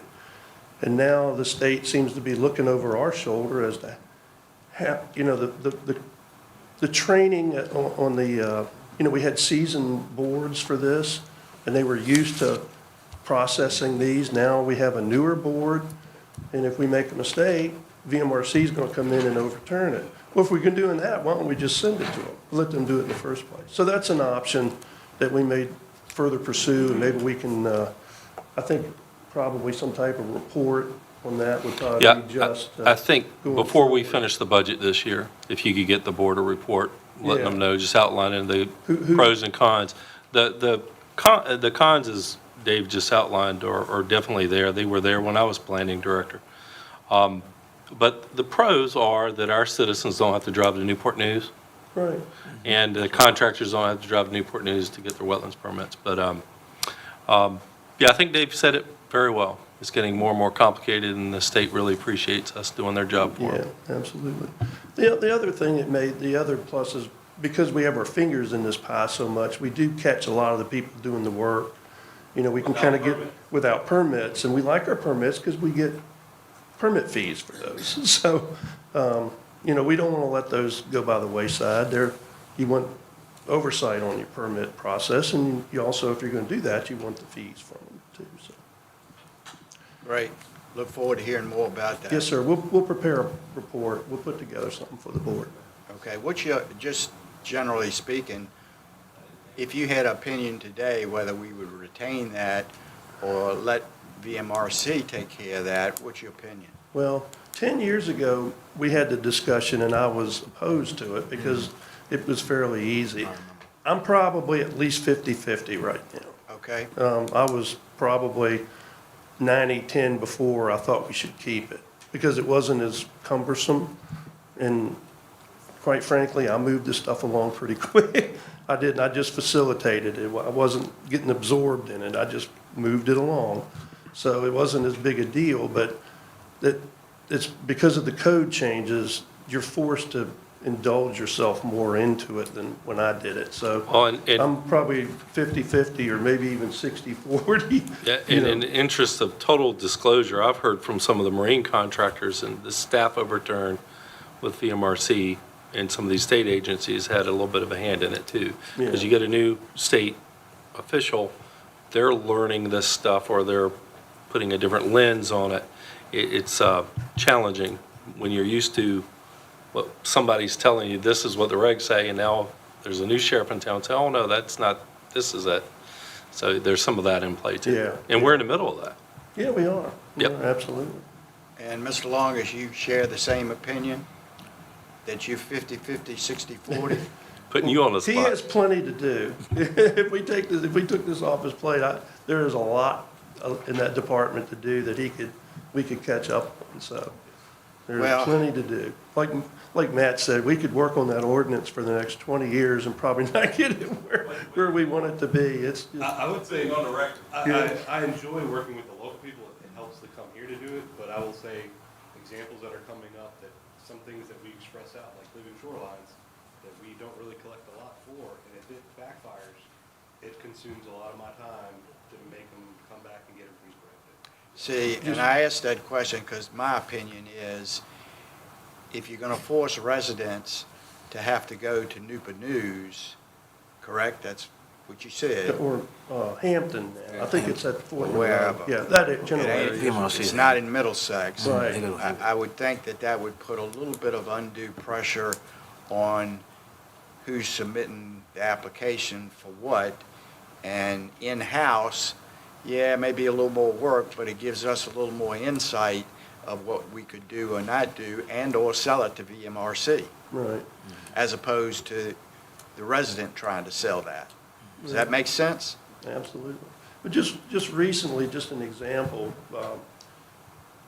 Mark was involved in a process where the permits weren't in our jurisdiction, and they weren't constructed properly. Now they are in our jurisdiction, so he's getting correspondence from the state. What are you going to do about it? When it was their issued permit in the first place. Yeah.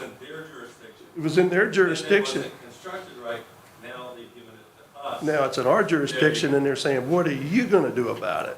So, it seems like it was their permit, it was in their jurisdiction, if it wasn't done correctly.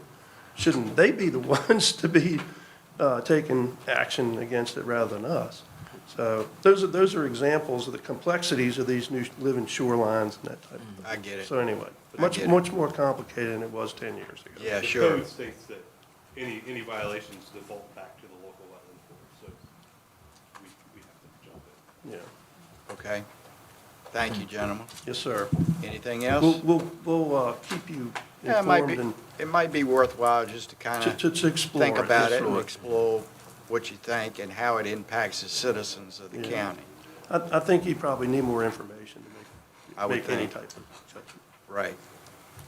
Thank y'all. Yes, sir. Thank you. Okay. Administrative updates, cigarette tax report only A, staff report, report only, 84 to 96 page number. ERP software update, Anne Marie, page 97. And tree thinning performance agreement, request approval, Hummel Airfield. I assume we need to talk about that. Well, maybe not a request for approval, but definitely something to get on y'all's thought processes, and I'll cover this. Hopefully you've had a chance to look over the agreements. Discuss this with John Magruder, who is the forestry entity that helped us timber the property last time. He's been by there a number of times, and he says, Matt, the property is really ripe for thinning if you want that stand to grow in healthy and most productively needs to be thinned, selectively thinned. And for those of you who don't know, John Magruder serves on the Planning District Commission with Wayne, Reggie, and myself, so we know him very well. He called me while we were out for the snow and said, hey, do you want me to forward you some information on this? I said, yeah, please, go ahead and do it. He's got his agreement in here. He's also got a sample contract with a timberer or lumberer. Many of you probably already caught the typo on the first page. I brought that to John's attention, the 12%. But it's 20. It's a typo. 12% would be for a large stand where more profit potential would be there for the sale of the thin timber. I talked to John as late as this afternoon about this, and he said on a project that small, his commission as the forestry consultant would be roughly less than $1,000, because you're not expected to get a lot of pulpwood out of that size pine. And he wasn't, well, I'm just going to say this for the board's, he wasn't aware whether this would even be covered under a procurement or maybe under a small purchase policy or something like that. I've been discussing it with Heather since it came up during our snow days, and it's kind of odd because we're paying a consultant to go out there and selectively thin our trees, and then the trees get sold to the paper mill. We're not driving them to Franklin, they're going to one source for pulpwood, and whatever we get for them, we get, and then they get a portion of that. So we're basically sharing a sale of timber with a consultant. I told him I'd bring, never done this before, told him I'd bring it to the board. I think last time when John and his group were here, we timbered the site completely and then planted it back into pine, so he's very familiar with the site. He did it last time. I can't speak enough about John. I think he's a stand-up guy, and I think if he went back out there and selectively timbered the property, it'd be done right. And, you know, he's got a good reputation. So I'm putting this in front of the board, not expecting action on it tonight, but maybe to get some direction. In the conversations I've had with Heather, we could definitely put this out for bid and see other people that do it and maybe hire a different consultant. But the fee is less than $1,000. I don't know if it's worth the time and effort of putting it out for bid. And in discussions with Anne Marie today, one of our staff members is a timber guy. He had his own timber company for 20 years, and he felt confident he can go out there and do the selective thinning on our behalf as a county employee, our maintenance staff person. So I know just enough about this to be dangerous tonight, gentlemen, but what's your pleasure? How many acres is it? About 18. 18. About 18. And it's roughly, I don't know, you said that you remember when it was clear cut and it's been I replanted? think it's been over 20 years ago. I want to think the county timbered that right before I came on board as planning director, It was 18 years ago. like 2005. Yeah, it was about 18 years ago. It's clear cut and then we planted it back and then we. Yeah, and now you just want to thin it out, so I guess the other trees can be bigger when they grow, when you harvest again. And that's basically, that's all about. And his 20% is based on the total of what's sold off the property. Yeah, and he's estimating that to come in, his commission, the 20% would be about $1,000 or less. So it's not a His Right. terrible commission, amount of money. Yeah, his commission. his commission. And you think about it, it's not really costing the county anything, you're just thinning it for future cutting, to Right. get more timber in the future. Maybe in another 20 years, and then you can clear cut everything, and you'll get more money. If the board wanted to move forward with Mr. Magruder's firm, Three Rivers Forestry is our consultant. I know Heather wants a crack at that contract. There's one paragraph in particular that she wants to reword in almost in its entirety. Yeah, Heather, I'm you just wanna going to talk about- remove it. It's Yep. just the arbitration clause. There you go.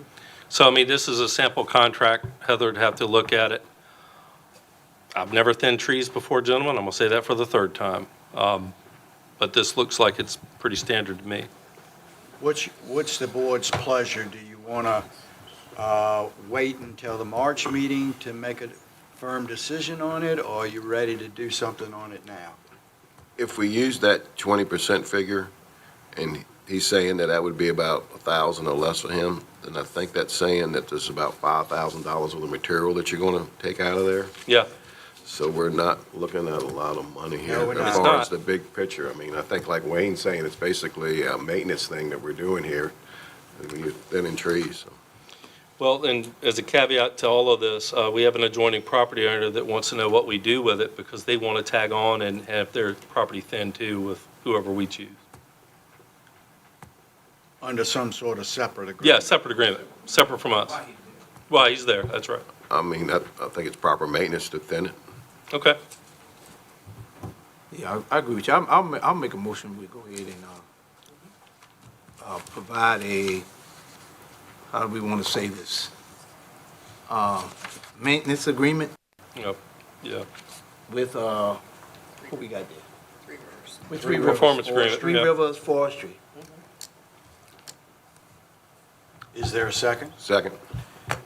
Motion made to thin the property at Hummel Field by Mr. Wayne Jesse and second by Mr. Bill Harris.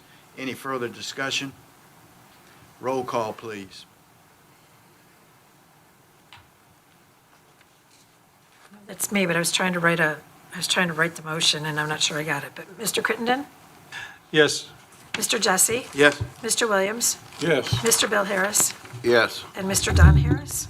Yes. Thank you, gentlemen. Motion's approved. And can I clarify?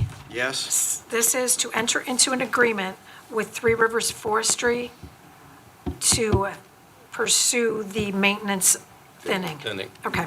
Yep. Thank you, gentlemen. That's all I had. All right, wonderful.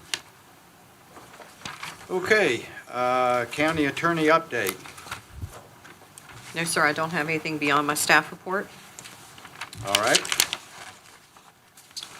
And let's go with unfinished and, let's do unfinished business. Anything particular? Mr. Walker? All right. New business. Yes, Mr. Chairman. We're, as I think hopefully the board members are aware, our noise ordinance in the county has been called into question, certainly. It probably unconstitutional according to, is it the Virginia Beach Court? And so right now, we don't really have a noise ordinance, and I've had complaints in my district, and I don't know if you have, but I've investigated some of them and have found that they really are problems, and I think it's something that we need to address. So the county attorney and I have been working on a draft bill here to, ordinance, to see if we can remedy that situation. It's in your packet, and I understand this would have to be laid aside and posted, is that correct? Public hearing. Right. Yes, yes. And I have a couple of people, I think, at least one I know for sure, who's called me incessantly and said that she'd be more than happy to come to a public hearing and explain her dilemma. So I think that, and I have discussed this matter with the sheriff, and he doesn't seem to have a problem with it. He has, I don't know that he's seen this actually in writing, but in principle, he agrees that it is a problem and it should be taken care of. There are various ways that we've looked at various ordinances around the state, different counties, and some of them depend on noise measuring devices, decibel meters. Decibel meters that would, I would assume that if we had something like that, we would have to equip all the deputies with meters at some expense. And then they'd also have to have training and probably some sort of in-service training along the way to keep it.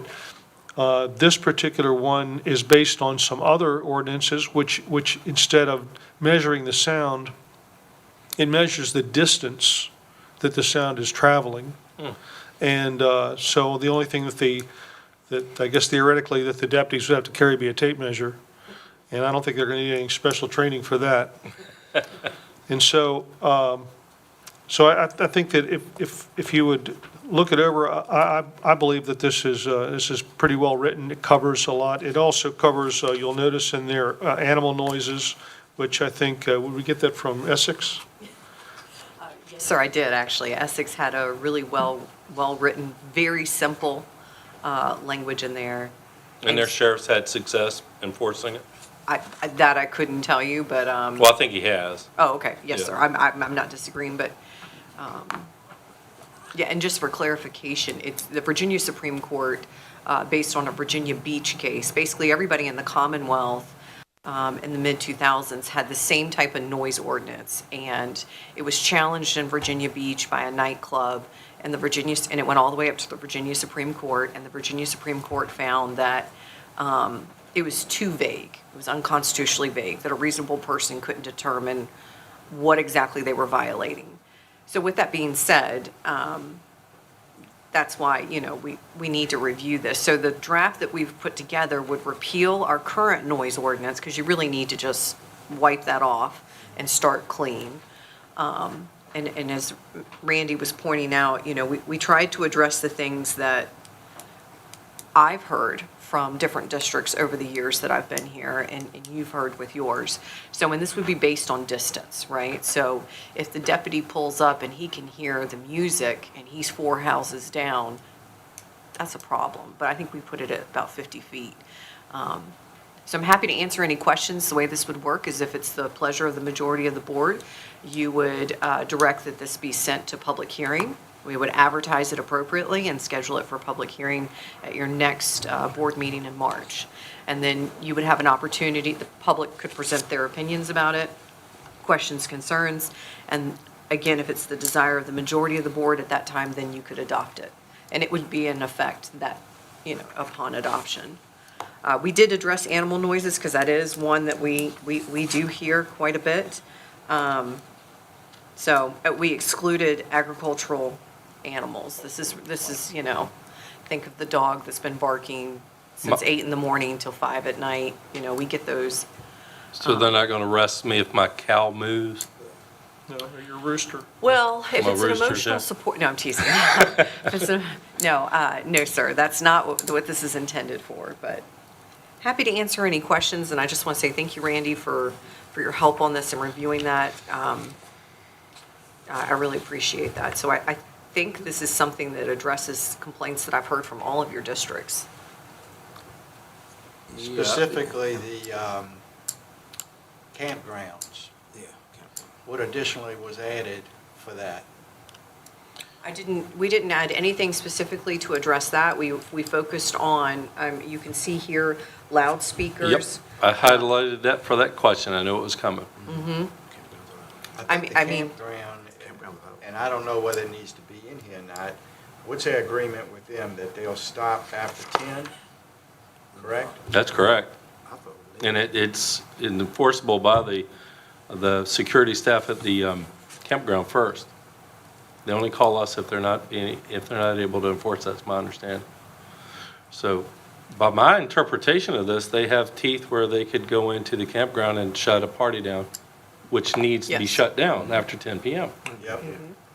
Well, actually, if you scroll up, Matt, it depends on, we're picking loudspeakers, but it could also be above, you'll see is for radios. So let's just say someone's having a really good jam session at their camper.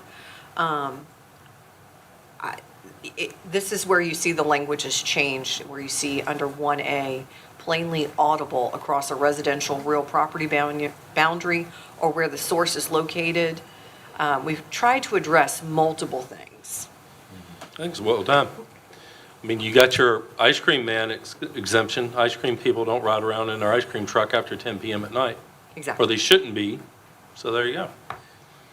What about, I'm more at a rural area. You got hunting dogs that come through.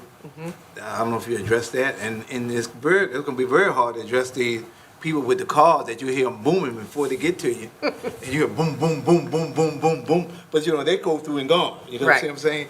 So, it's just, I think it'd be, it's good to look into all this to see what we can do. But some of these things are going to be hard to enforce. Well, I think And it depend on, two, it depend on the location. Yes. That's the main thing. Location is the most important thing. If you got a residential area somewhere where you got a lot of homes in the area, but look where I'm at. I just got a graveyard I got to worry about. To tell you the truth. I said, dead people ain't gonna talk to you. But seriously, Well, at least you hope not. it's so many variables to, a town is good. They're incorporated. They can do that. Subdivision, they can take, they got the HOA. Yeah, they can control that. But it's these other little rural areas is, you're gonna have so many ups and downs, just like that guy that was shooting up on Red Hill. We had issues with that, and everybody could hear that. He didn't stop now, because I guess bullets went up, but Cost it too was, much. then you get the NRA, and then you got lawsuits and all this other stuff. It gets very convoluted, but it's good to look in it to check everything. But, Virginia Beach is different. You got millions and millions of people down there. We're rural and we're scattered out. And to we need to draw into something, but, you know, it's gonna be a lot of different variables that we gotta look at, and that's why you have a public hearing, we got an attorney, and look at all your options, but it's gonna be very interesting. I think one of the things that I would say in response is that the best thing that I can see about this is that this is a tool that we're going to be able to put in the law enforcement officer's toolbox.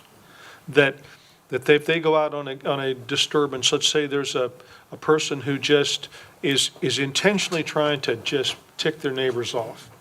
And this is something, and whether that's in Jamaica District or in Pine Top, it doesn't matter, it's still irritating.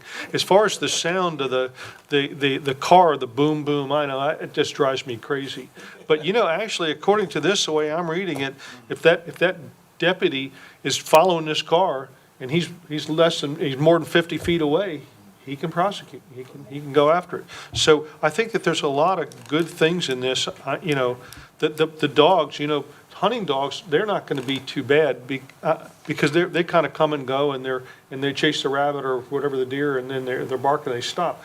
This says, you know, if it's over a period of time, what did it say? 10 consecutive minutes. Yeah, 10 consecutive minutes. And if you- Across a boundary, a Yeah. residential boundary, or through, basically, if you So could somebody hear it. complains and you go stand in their yard and you can hear the dog next door and he comes in, he looks at your watch and 10 minutes later, he's still barking, then you go over there, knock on the door and say, hey, your dog's barking too much, stop it. And if you don't, we're gonna have to come back with a ticket book. No, you're right about that, but then you got somebody that had got those kennels, those dogs bark all the time. I'm talking about the hunters that has those kennels, the little dog house, they bark all the time. Yeah, they do. I'm about to cut you. I know if you go anywhere near, those dogs are barking all the time. There's a bunch of them in a little kennel, and a lot of them in the rural areas, but some of them areas you can still hear them. I mean, it's a tool that you can say they It's a can do quality of certain life things. issue for sure. Well, there are some notable exemptions that are spelled out in the last part of the section. I've highlighted a few. No one's going to call the police on our football activities up there, sports complex, Yeah, now. because that's exempted. Watermen, and I remember when I was doing planning, we'd get a complaint about watermen cranking their boats at 4 a.m. And from the same people that have barber prints in their living room, they don't want the waterman cranking his boat next to him. Hypocrisy is wonderful. And then lawful discharge of firearms. So if you're discharging your firearm lawful, that's exempt. So, pretty good job, Heather. How about when the noise goes across county lines? That's when the fun began. That's when I go nose goes. I mean, yeah, I'm not sure it's the answer on that. I'd have to look into that. There's but- places in the county that gets Yep. lit up from another county at times with the noise. Yes, and so that is something we've kind of, you know, Randy, and it's something I've heard in the Saluda district and also, you know, where the butts up to Wayne's district too. The racetrack, I didn't mean to cut Yeah, that off there, yeah. the racetrack, I had a lady from over the river complaining about the noise from the racetrack. Yeah. And she's on the other side of the river. I mean, there's not much we can do about, for example, if somebody is doing something on the water or across the river. I mean, there's just only so much we can do, but. So does that weaken this then? In other words, if you're having that noise problem coming from another district and we can't do anything about it, are you able to uphold what's Oh. happening in our district in court is what I'm. Well, yes, sir. I mean, because if the locality hasn't, I mean, it would depend on whether that locality has adopted a noise ordinance. And if they have, then if the deputy called me and said, I'm standing at the water, I can hear it from Lancaster, okay, well, let's look and see if Lancaster has a noise ordinance and we'll call their deputy, right? Like, I mean, there's a way to get to it, but I wouldn't be concerned about the enforceability here in Middlesex on that. Well, we could tell the person from Essex or King and Queen, oh, yeah, it's in our ordinance, it's exempt. There's a couple places on the Pancake that light it up in the summer. Yeah. Yeah. Race plays are exempt. Well, and so, you know, this is here for the board's discussion and consideration. It has come up numerous times during my tenure, and as Wayne has pointed out, and as Randy has found out as we've been working on it, you know, there's a lot of factors to consider, and there's a lot of situations that are going to come up that this could be helpful, or maybe it's not as helpful. This is up for y'all's debate, and I welcome your input and questions, and I'm happy to make revisions or provide more information, but we wanted to try and present something. I know Randy, I would say his district in Hartfield, I would say I hear quite a bit from citizens pretty regularly, a couple times a year, about complaints about noise, or through the deputies. Really, that's who calls me and says, I've got an issue and how can I help the citizen? So with that, gentlemen, it's. I don't Yeah. see in here, and maybe I missed it, which is highly possible. I don't see in here, or is it in there, when you talked about measuring the decibel level? We are not doing that. So that is what came from the Virginia Beach case that the Virginia Supreme Court said. As part of its ruling, it basically said to the localities in the Commonwealth, you've got to have a more measurable way of determining whether the noise is a nuisance or not. So either it's got to be measured by distance, or it's got to be the decibel meters, right? You have to have something more concretely than, it was very vague language initially that said basically it bothered a reasonable person. I'm butchering that, but that was the gist of it. So we did not go with, Randy, I believe you could speak to this. You spoke to the sheriff, and the distance was more amenable. I don't want to speak for your conversation, but maybe you could talk about that. Yeah, he indicated that it would be, he would like to see something in place that could be enforceable. And I mentioned to him, I said about the decibel, and he said, yeah, that would be, it could be a problem as far as, having, buying the devices, having them certified, having the officers certified, having them be, for in-service training and that sort of thing. That might be a problem.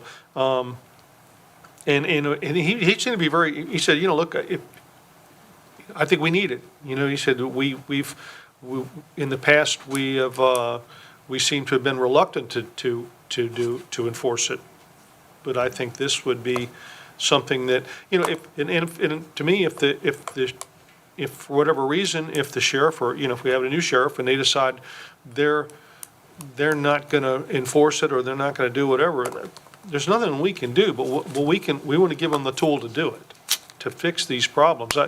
Just to reiterate, I know that, just sort of, to give you an example, when my mother had a house down in Martin Lane in Deltaville, and there was a house that was behind another house, and it was at least 100 yards away, and you could sit in her living room with the doors and the windows closed and hear and be able to identify what song they were playing.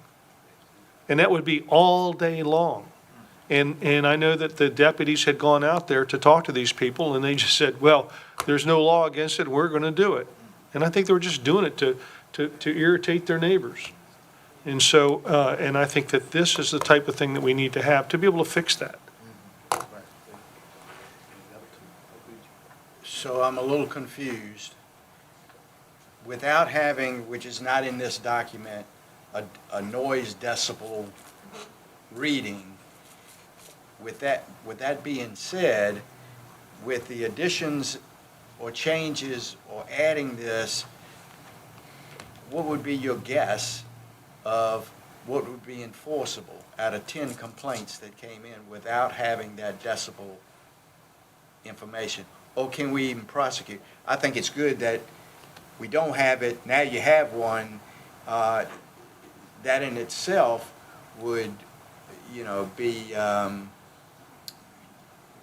going to that spot and saying, hey, we do have a noise. Ordinance, yes, sir. So I apologize. I didn't mean to create further confusion, so I'll add clarification. We had, I am very confident, those are famous last words, I'm very confident that we've used language, the wheel has not been reinvented here, gentlemen. We went to localities that have had success in enforcing, and so we had two options, and we're using distance to measure whether the sound is a nuisance or not, which the Virginia Supreme Court said was okay. You had two options. You either had to get the decibel meter apparatus, right, which requires cost and training. Right. And calibration. And calibration, thank you. Or you have to be very specific, such as distance. And so that is what we've done. We've said like 50 feet from the source, right? So I'm confident that in Randy's situation, if we had a call with his mother's home and it's over 100 yards or over 100 feet, right? The deputy could testify to that. And I would feel confident in the enforcement of that. Okay. I Yes, got sir. a question on that. If you got the body cam recording, you got the distance, wouldn't that suffice in court? That Oh, helps. yeah, yes, sir. I mean, Yeah, that, that's what that I'm would saying. help. Well, you can see, you got it. You got the recording. This is what happened. That helps. Think about that. So why would you need all these decimeters and all that other stuff? I mean, Right. that's what a body cam giving you actual footage of what's going on. Think about that. Right, that's Yeah. So. That's a great point, Wayne. Because I think we need That something like is. that. But the body cam, it covers two things. It does. There was just two schools of thought after this case came out. Do you want to have the tape measure for simplicity's sake? Let's call it that, the tape measure. Or do you want to have the decibel meter, right? The actual tool that measures sound. It's no different than when they use radar for speeding, right? What's the question defense always asks? When's it been calibrated? I'm sure you're familiar with that, Randy. And the officer says it was calibrated yesterday, and here's the certificate, right? So yes, but that's an excellent point about the body cameras. That'll be really helpful. So, you know. Do we- Do we know a number of what a decibel reader would cost? I can. Oh, sure, yeah. I did not look into it because it hadn't been. Just curious. I did.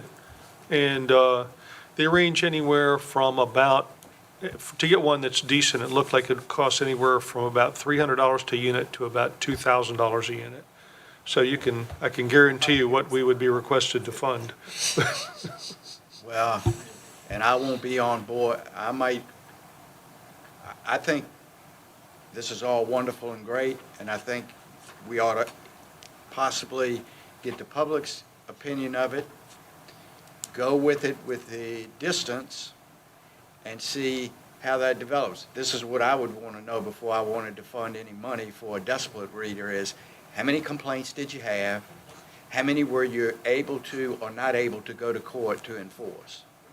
Well, is this one using decibel meters? It is not, no. Yeah, so we avoid all that. Yeah, so that's an excellent point that we can always, sorry, go ahead, Matt. Yeah, well, I'm chiming in too much because I was just going to sit back and listen, but having something like this on the books and having our sheriff publicly go on the record saying, I will enforce this, this is enforceable, you've given me something that I have logistical capabilities of enforcing, somebody's going to get a warning and they're going to turn the radio off.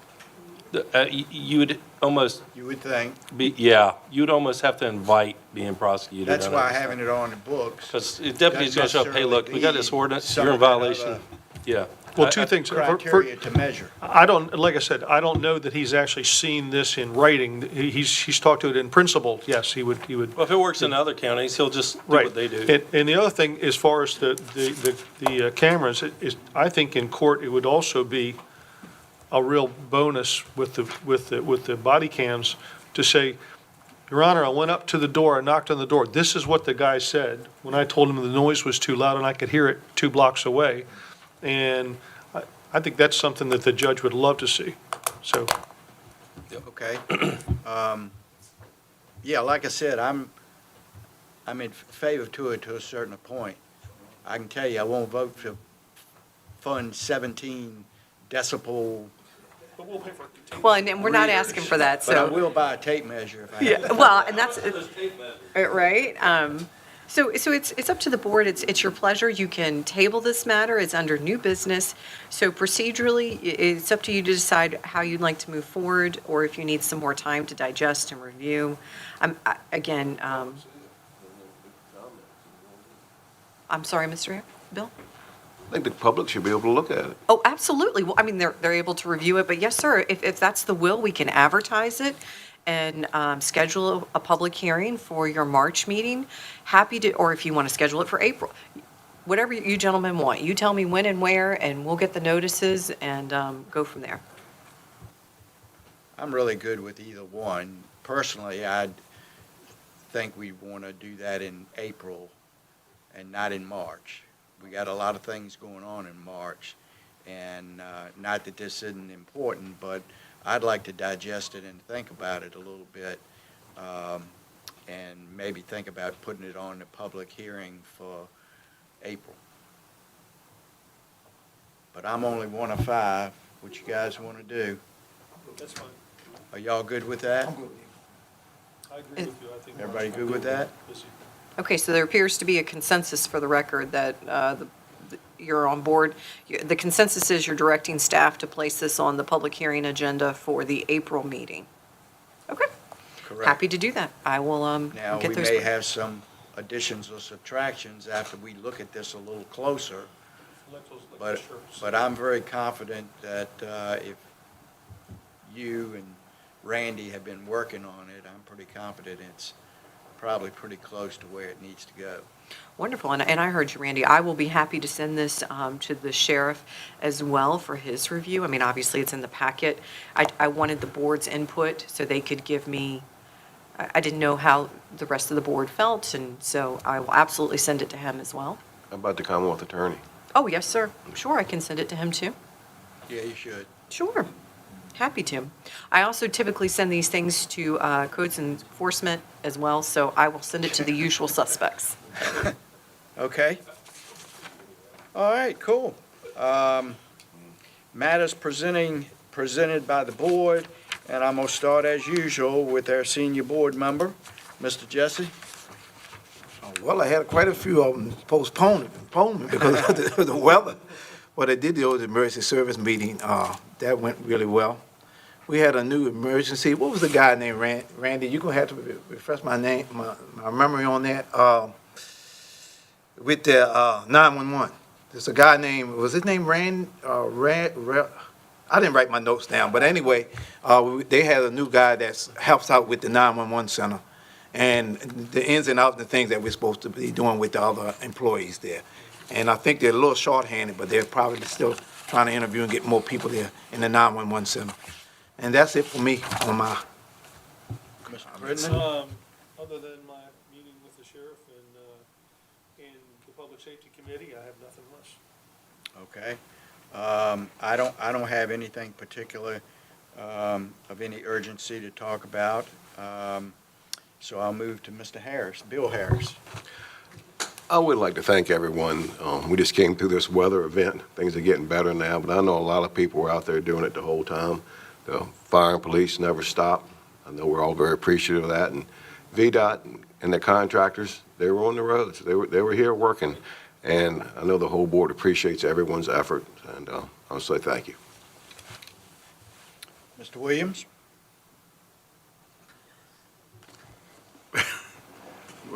Went to the Middle Peninsula meeting. I found that pretty interesting, especially with the girl that done the reassessment. And she said some things that I asked the board, everybody should view what she said when you're talking about process use, numbers, and how you keep your books and everything up to date. And that part was very, very important. And as we was talking about noise allowance, and Brother Jesse said, like, we stay in a rural area. And I know we stay in a rural area, but see, I had experience, sometimes you got to experience things yourself. And we came out, I don't know, maybe 2 or 3 years, we was talking about a lease law for dogs. And where it went, it said we staying in a rural area so dogs can run loose anywhere they want to run loose. Well, the experience I had was that dogs was running on my property, and they were pet bulls. And they ran me back in the house, but at the same time, I also noticed that my little dog, that my wife's little dog, she was pretty close to it, and, was kind of like out in the yard, I called 911. And, the dog came up on my deck, and I went on back in the house. And they sent somebody out and stuff like that. To make a long story short, we don't have a lease law in Middlesex County, but we don't have a responsibility of an animal. An animal now, there are more animals now anywhere at any time in this county.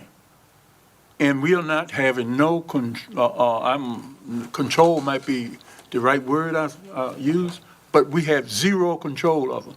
And some of them got that special gene that tell you what type of dog, and it's a lot of them.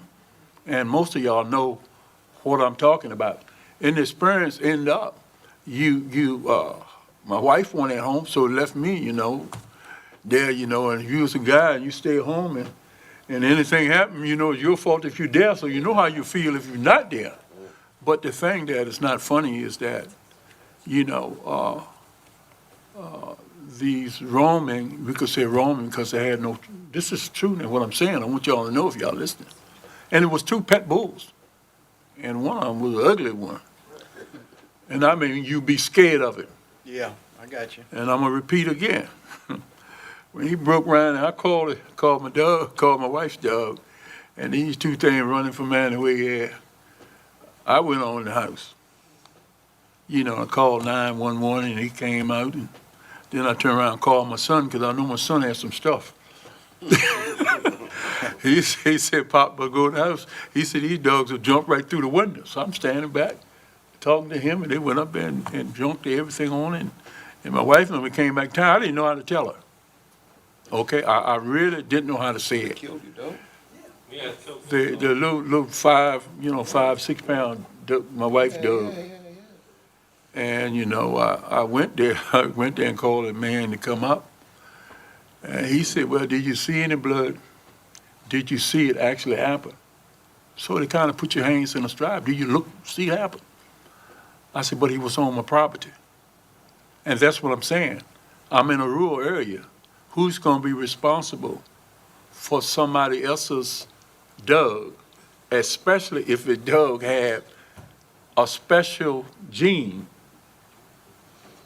And they will say, well, it's okay, man, because he's my pet. Well, I guarantee you, get on the news or get on your phone, your pet might not be my friend. You know, so, and that's the only thing I had from the last meeting, and you know, and I'm a simple guy, and some things I might not make sure saying. I said, you know, you come in here, man, I'm sorry, then you got to beg your wife this, that, and the other, and all this kind of stuff. But if you don't make no effort, I'm the worst guy you can deal with. You know. Are you suggesting we need to look at the dog ordinance in the future? We definitely need to look at accountability of dogs, and definitely address if they own somebody else, own your property. Make it very simple. I'm talking about own your property. I've been contacted by people having concern over our current dog ordinance or what it is as well. Owners have got to ultimately be responsible for their pets. If they can't control their pet, the pet's not your pet, you're the pet to that pet. It's a fancy way of saying a lot of people buy dogs they cannot control. They have no hopes of controlling them. And Reggie, you're talking about that gene. Ownership. You got to be a responsible dog owner. If you can't control your pet, then the pet's controlling you. And that takes a little bit of self-evaluation. Can I own a pit bull? Can I own a Belgian, what's it? Malinois. Yeah, Malinois. That's mine. Can I own those dogs? Because if you're not the alpha of that pack, that dog's going to run roughshod over you and the community around it. And as a taxpayer, I don't want to be financially responsible for them. I want the owners to be responsible for their property, their pets, their fur babies, whatever. Okay, well, that's something maybe we can think about and talk about. If though, in that case, that it's dogs that are on your property and you call the dog warden, or even that your dog got killed, doesn't the dog warden get involved in that? Or pick up the dogs and take them back to their? We gonna find out. Okay. I'd be curious to know, you know, what the legal obligation is currently here with that scenario. I mean, are they cited by the dog warden? Do they have to go to court? I mean, I don't know any of that information, so it'd be nice to know. Okay? So Mr. Williams brought up a comment under new business. Is that and Bill kind of suggested, do you want me to look into, you know, maybe the nuances of the leash law? I know previously there's been concerns about hunting dogs and things of that sort. I'm happy to look into that and provide a memo on some of the updates on the code there and maybe some recommendations to look into a little bit. Would that be helpful? Yes, it would be helpful. And, Yeah. and I one think thing- it's going to be difficult. You know, the town of Urbana, it's easier to enforce that than it is Sure. in the broad county concept. Sure. So, and I don't even know if we wanted to do something that it would be advantageous for us to have a leash law. Sure, well, It may have to be something lighter than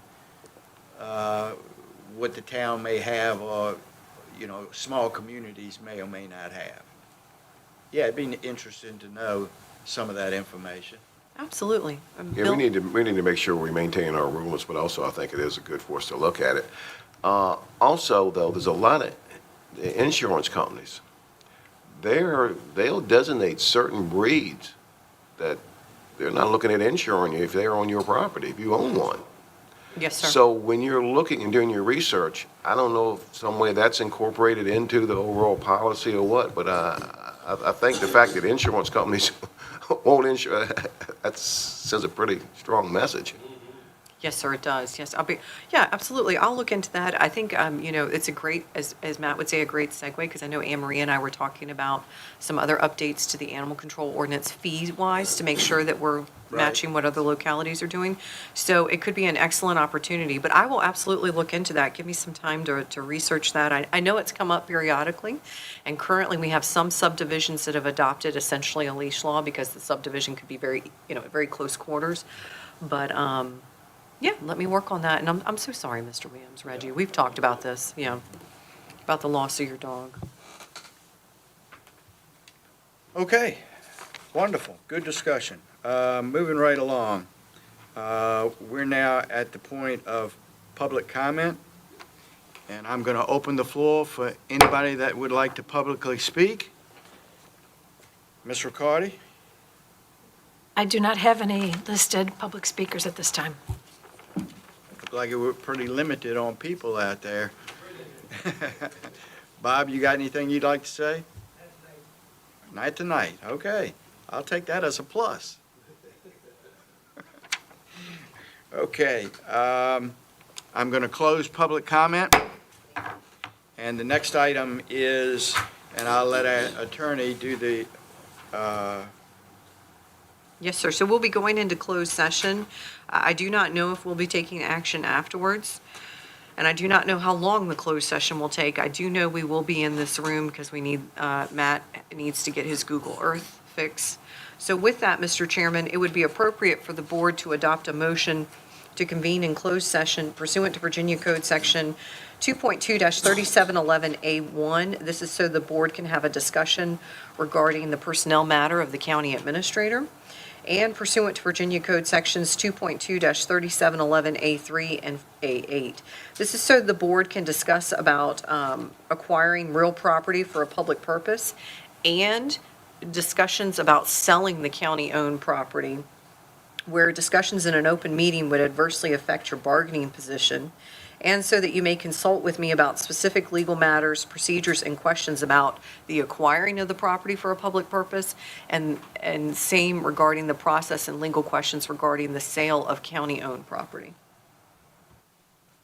a motion would be in order to go into closed session. So move. So moved by Mr. Jesse, Second? second by Mr. Bill Harris. Roll call, please. Mr. Williams? Yes. Mr. Bill Harris? Yes. Mr. Crittenden? Yes. Mr. Jesse? Yes. And Mr. Don Harris? Yes, we are going to move into closed session. We're going to take about a 8-minute break, 8 to 10, and then we're going to move into